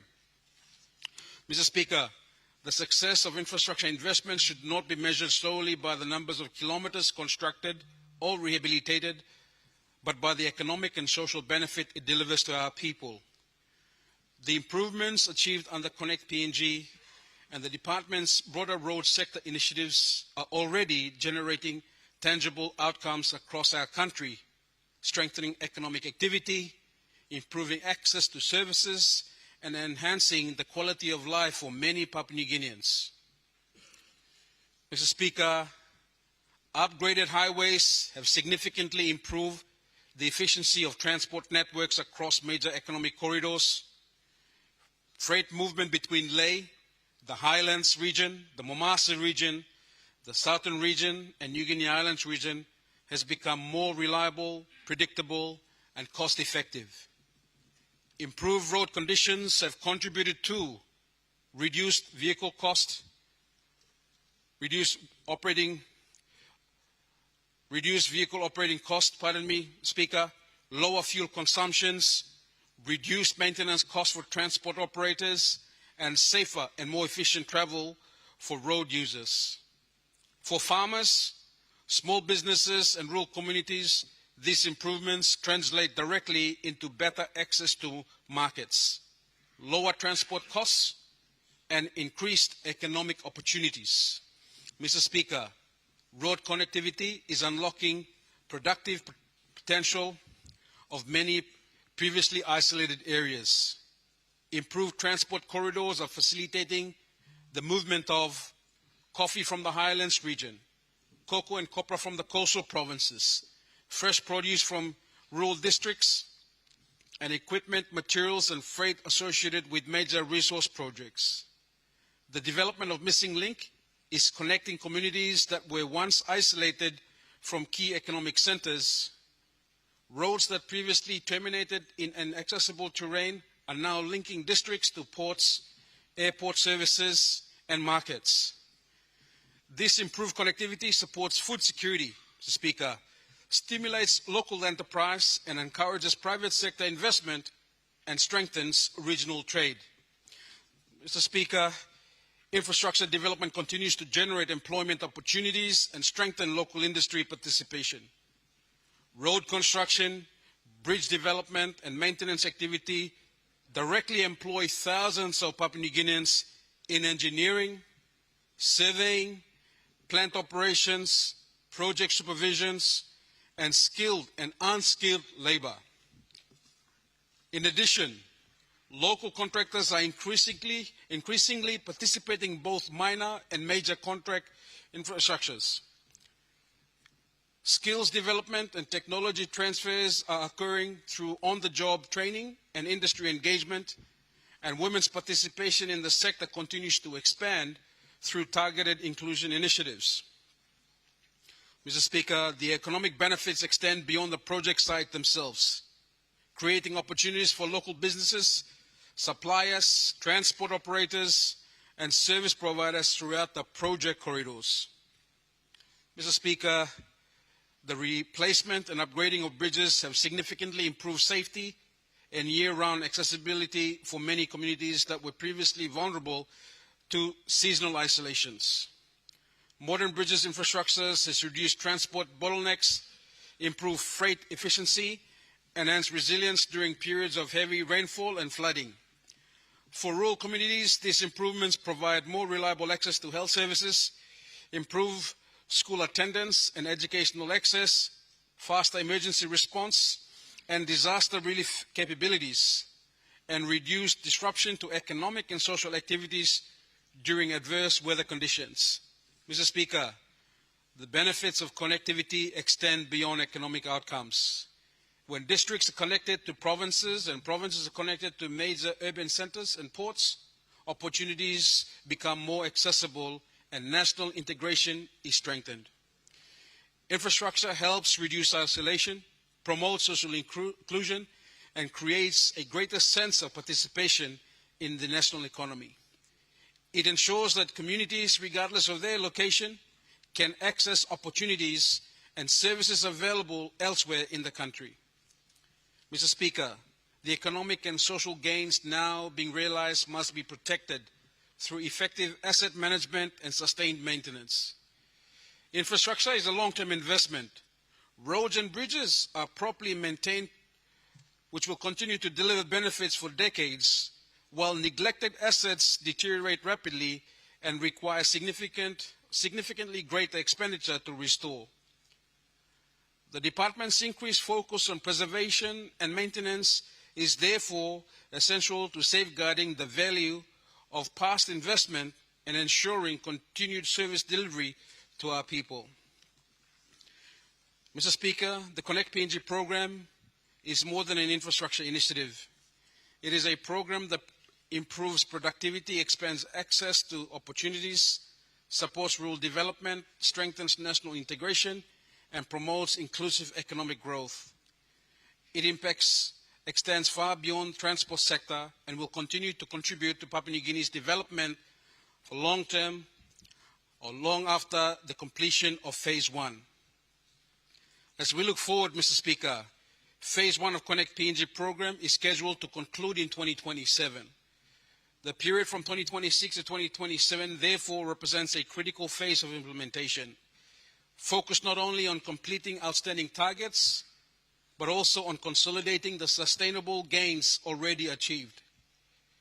As at the end of 2025 reporting year, approximately 82% of the National Priority Economic Highway rehabilitation target has been achieved.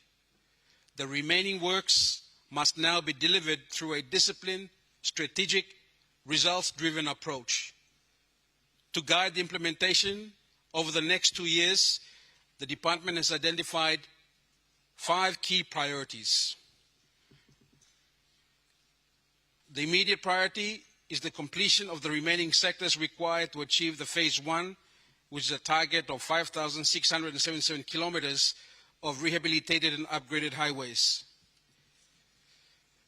Priority attention will be given to strategic economic corridors, high-volume freight routes, and road sections where rehabilitation works are already underway. The objective is to ensure that corridor continuity, maximize economic returns, and avoid fragmented infrastructure investments. Bridge infrastructure remains one of the most critical and vulnerable components of the transport network. The Department will continue to accelerate bridge replacement and upgrading programs, particularly along corridors with high freight volumes and significant exposure to climate-related risks. Modern engineering standards and climate-resilient designs will continue to be adopted to improve safety, reliability, and long-term network resilience. Mr. Speaker, one of the Department's key strategic priorities over the coming years is the protection of infrastructure assets already delivered under Connect PNG. With more than 4,700 kilometers of highways now improved, preserving the condition of this asset is both an operational and physical imperative. Accordingly, the Department will expand long-term performance-based maintenance contracts, strengthen asset management systems and data collection, enhanced network condition monitoring, prioritize preventative maintenance to minimize future rehabilitation costs.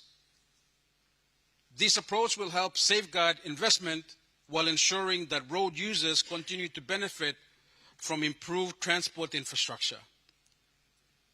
The successful completion of Phase 1 will depend on sound financial management and predictable funding flows.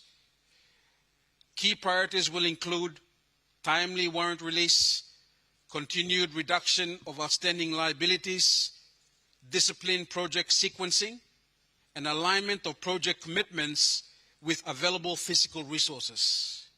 The Department will continue to prioritize the completion of the existing commitments before embarking on new obligations that may place pressure on future budgets. Mr. Speaker, infrastructure alone cannot deliver sustainable economic transformation. To maximize the benefits of improved connectivity, stronger collaboration is required across government with development partners, provincial administration, and the private sector.